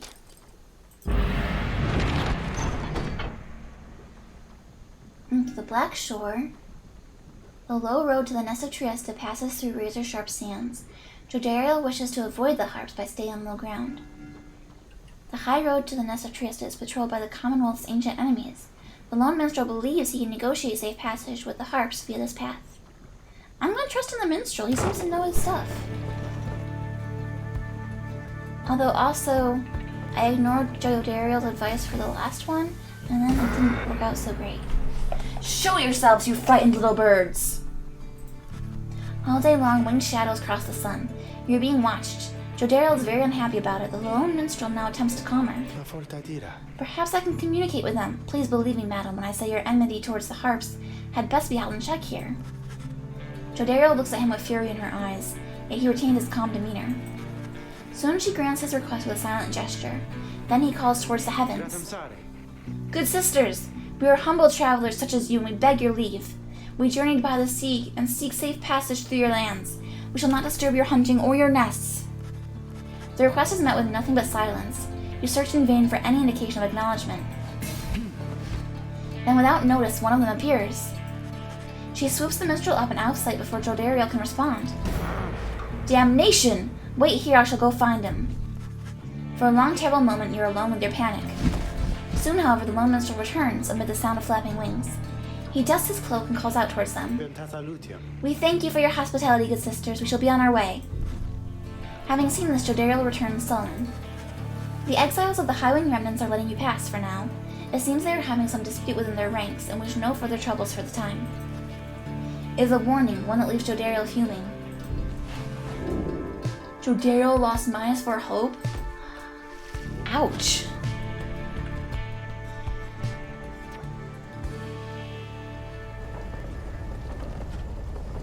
I wonder if something bad would have happened if I went the other route too? You cannot shake the feeling that unseen eyes watched your wagon's ascent and remain watching now.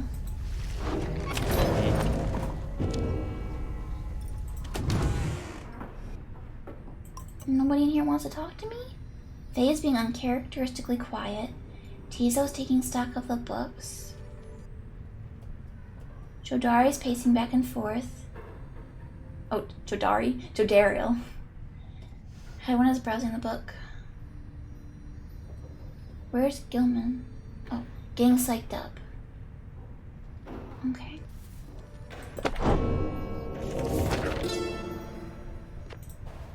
My emperor lay there, bleeding and alone, stranded in a bitter land beyond the river.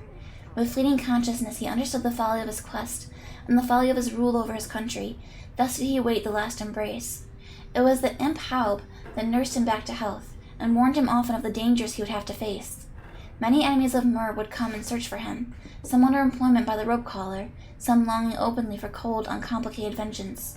I was one of them. I plunged into the river willingly. We needed to be sure that he was dead.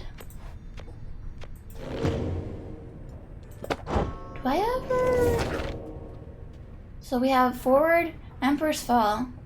Are these going to be stories down here too? Are these all going to be stories? Because if so, the game's pretty long, isn't it? Nothing. She's got nothing for me.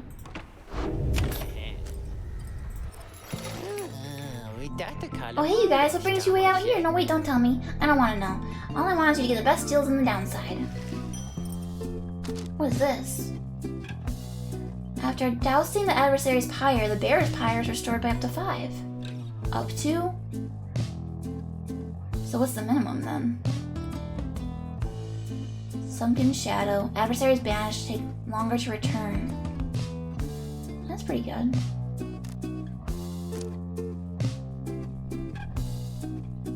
I want them all. I wish I could have equipped more than one talisman. These are getting more expensive, aren't they? That's annoying.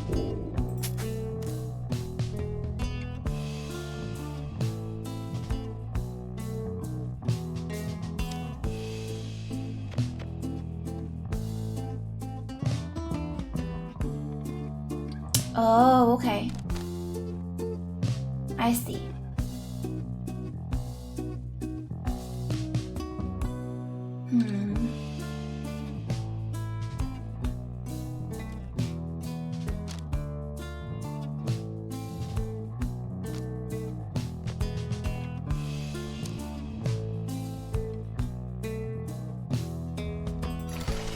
Why do all the talismans start at rank 10 instead of rank 1? So I'll be seeing you guys. You and your fellow exiles gather on the blasted lands called the Nest of Trieste, expecting the imminent commencement of the rites. You see no sign of any adversaries, but then you hear a whooshing sound above. This, then, is what passes for the Nightwings now. Such a rabble, not even dressed for the occasion yet. It seems the scribes have little pride in their tradition. Oh. Hold your tongue, little bird. We have not come for talk. No, you've come on behalf of your commonwealth. Hey, Dee! Hello, hello! How are you today? Oh, thank you for the pets, thank you. Mark well my words, you horned filth. When at last we free ourselves, your home shall burn. With that, the harp swoops off as Jodariel glowers after her. It's only then that you realize another harp has come. She's quite serious, I assure you. I can help you sort her out. It's in our mutual interest. You know, not of my interest. Let's give this another shot. Hi, my name's Pamitha Thane. The surly one back there, that was my blood sister. I don't mean to judge her harshly, though. We've only met just now, although I must say, something about you reminds me of her. Just woke up from a nap. Hope you're feeling well rested. How dare you implicate that I have anything in common with your ilk? Just then, Hedwyn shows up to intervene. He whispers something to Jodariel. No, Hedwyn, you cannot be serious. Jody, I'm asking you to trust me on this one. Am I perhaps interrupting something? Say, by the by, however did you make it all the way across the sea? Didn't see you fly in. Trust is something I'm loath to give away, Hedwyn. But you've set our course thus far, and I've followed, so do as you must. That sandalwood had better have an explanation for all of this.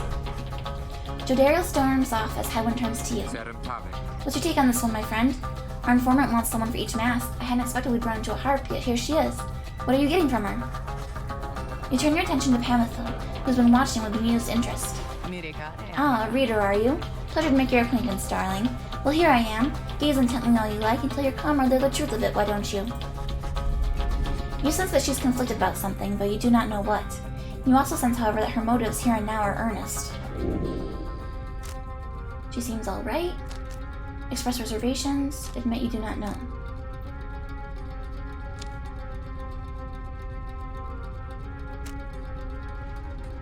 I want a bird girlfriend.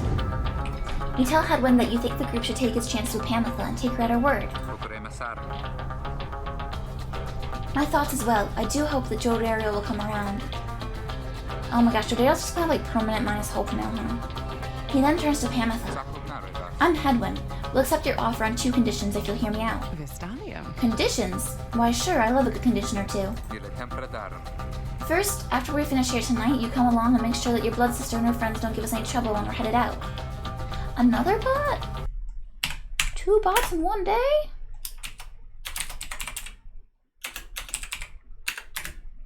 There we go. Second, you'll have to find a way to get along with Jodariel, whom you met earlier. Brilliant! I had no plans to stick around here anyway. As for your demon friend, no doubt we'll get on famously. Now, I don't suppose you have an extra set of raiments I can use, because I think the rite is just getting started. You look up and see that she's right.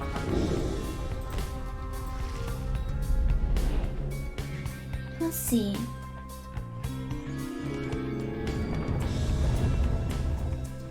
What's her deal? Each of the different races has a distinctive set of abilities. Okay. Reader, I thought for sure the stars would have eluded you by now. Yet here you are, somehow, upon the Nest of Trieste. And you've swelled the ranks of your triumvirate not merely with another, but with 2. One from the Pyre heart, no less.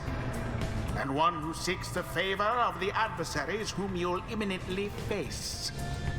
They are the essence. Winged terrors, as you soon shall see. Can your longing for freedom match their hatred for the vibrant country that was once your home? From a distance, you observe as Pamitha, now clad in Nightwing's raiments, heads towards your adversaries in the rites.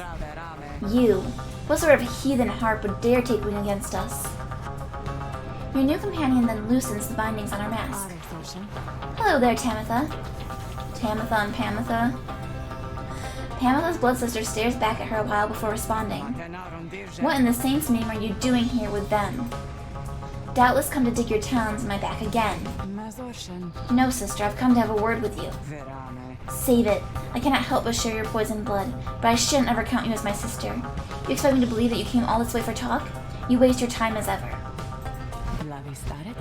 What's life if not a waste of time, dear sister? Give me a chance, why don't you? Will you even have to lose anymore? Besides, I've come a long way. Silence. You shan't have come here, and the time for talk is long since past. If only you could see yourself, again consorting with my enemies. Fine then, savor their defeat, but I warn you, stay away from me. Pamitha says nothing more as her blood sister turns away again. Their wings are purple in the map. Pamitha gets your attention. Listen to me, reader darling. The rest of you are ill-equipped to navigate this plane. Let me conduct this right on your behalf, and my wings will bring you victory. Dear lady, your words ring true. This knight is flattered that you would not have eaten him, as is a tendency among your kind. This knight hereby volunteers his post into the triumvirate for thee. Sir Gilman refuses to participate in the rites this night so that Pamitha can face her sister. You observe the treacherous terrain. Pamitha should be better suited to the rites here than the rest of you. Tizo is probably good for this one too. Who shall conduct the rite? But let's give her something to wear. Ah! Ferocious roar.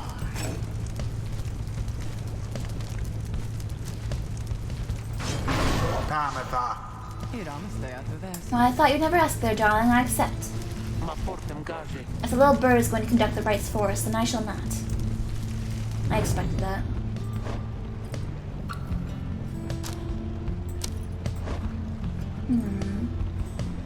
Jolmir's Fang.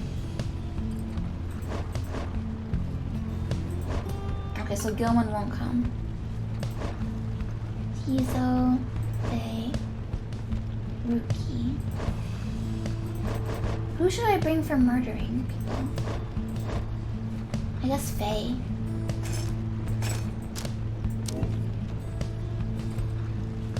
Actually, wait, let's look at the Harpy stats.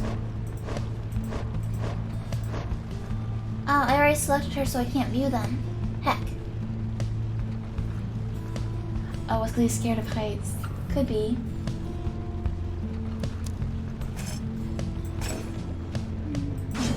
Tizo.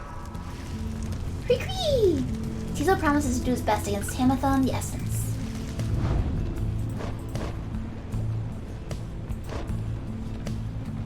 What was hope again? Duration of banishment. Oh, I see.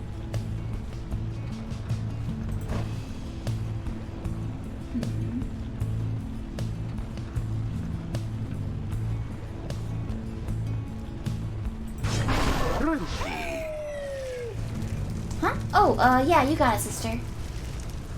It is done. Come then, sister. Perhaps when you're finished here, you'll spare a moment of your time. I shan't be tricked by you again, Pamitha. How poetic that we meet here on the downside. I can think of nowhere else I would rather see you rot for what you did to our people and to me. Pamitha seems to sense your presence and then catches your attention. Hello there, reader darling. If I'm to be at your mercy in all this, I'd like it very much if you could minimize how often I am to wallow in the state of banishment. Quickly, let me show you what we sisters of the Highwing remnants can do. Hold W to fly. You put yourself amidst a feud between two sisters? That seems entirely unwise. Even for you. Tread lightly around that exiled Pamitha. Her kind's all but forgotten Saint Triesta's grace. Who is Saint Triesta, anyway?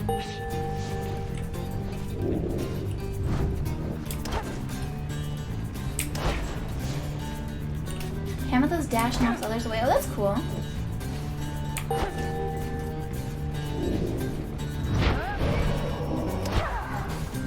She cannot be banished while tackling.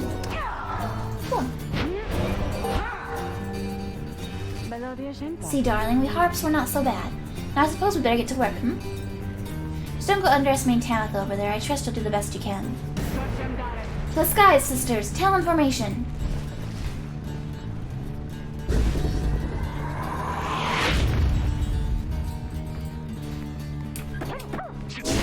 Another banishment.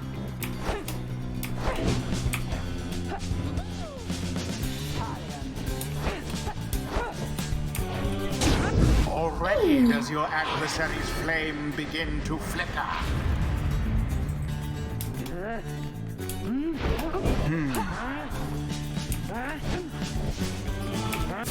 Dang. Dag nabbit.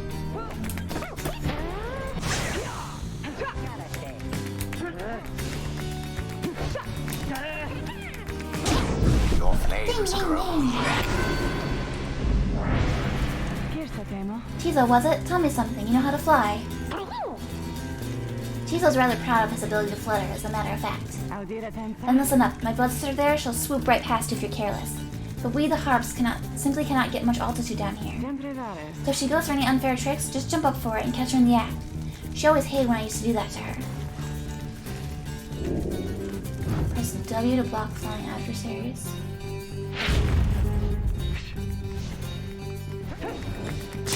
Banishment. The imp did it. Perhaps you are worthy. Oh.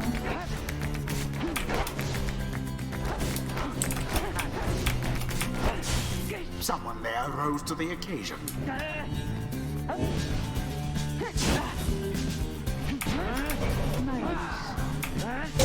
Ruki doused the adversary's flames.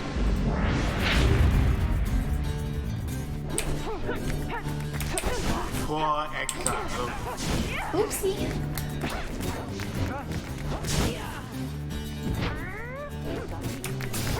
Heck. Oh, Fred.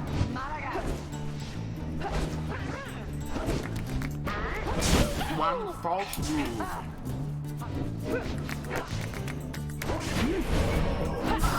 Beneath contempt. Okay, that was bad. That's a situation.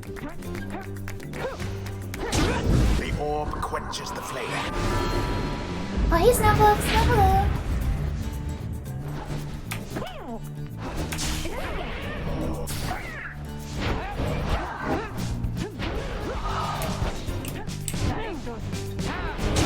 Hamatha has doused the flame.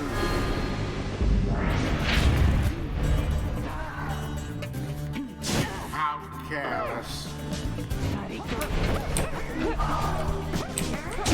Brilliantly done. Cricket! Damn you, Pamatha! You're no true Thane. It's a clan, okay.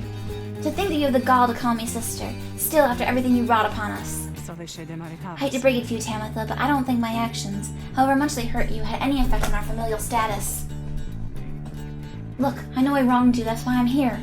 You don't know my side of the story. Your side of the story? If I wanted to hear more lies and deceptions, I ought to have asked the Commonwealth to stay my sentence for a while. Well, if you've come all this way to face me, Pamatha, then come and do it! You and me! You think that you see Pamatha shake her head. Everyone, stay back. Prevail over Tamatha. What is it those two think they're doing? The rights are not the place to settle petty scores. And it is done. The you-know-who prevailed. You know who? They proved superior to their adversaries. The right is ended. You Commonwealth filth! Only through that traitor's help could you have beaten us. You postponed the coming of our liberty, but we are ever patient, and our sisters on the other side shall have their day, with or without my aid.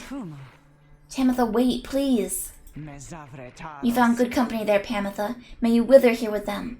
I hope sincerely we shan't ever meet again. Pamatha stands motionless as her blood sister departs. Raha! Tizo is trying to let Pamatha know that others are returning to the wagon. Sure, I don't see why not. The 8 scribes bless us with their ways.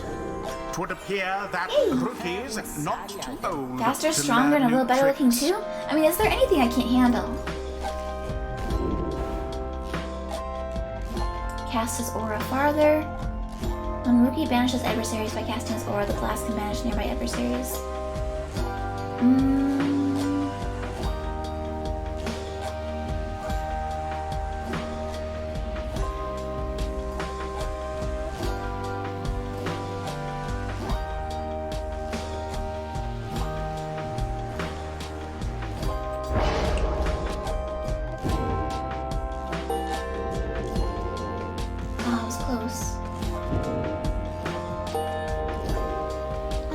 Close too. Until the stars align. Stretch. Alright, everybody. We're gonna stop here for today. Thank you for hanging out. Tomorrow we're going to be we're going to be playing some Elden Ring. Let's see who we can raid today. And then we'll play more Pyre on Thursday. Yep. Okie dokie.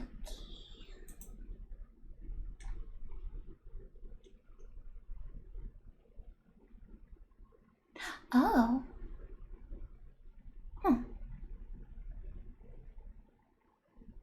Barry is playing an indie game called Off that I played a long time ago. I haven't seen anyone else play that before. It's a very, very quirky game. Let's go raid Barry. Alright, thank you for coming by, everybody. I hope you all have a good rest of your evening. Craigia and Zariah, Zarayo, sorry. I hope you guys feel better, and I'll see y'all around. Bye-bye!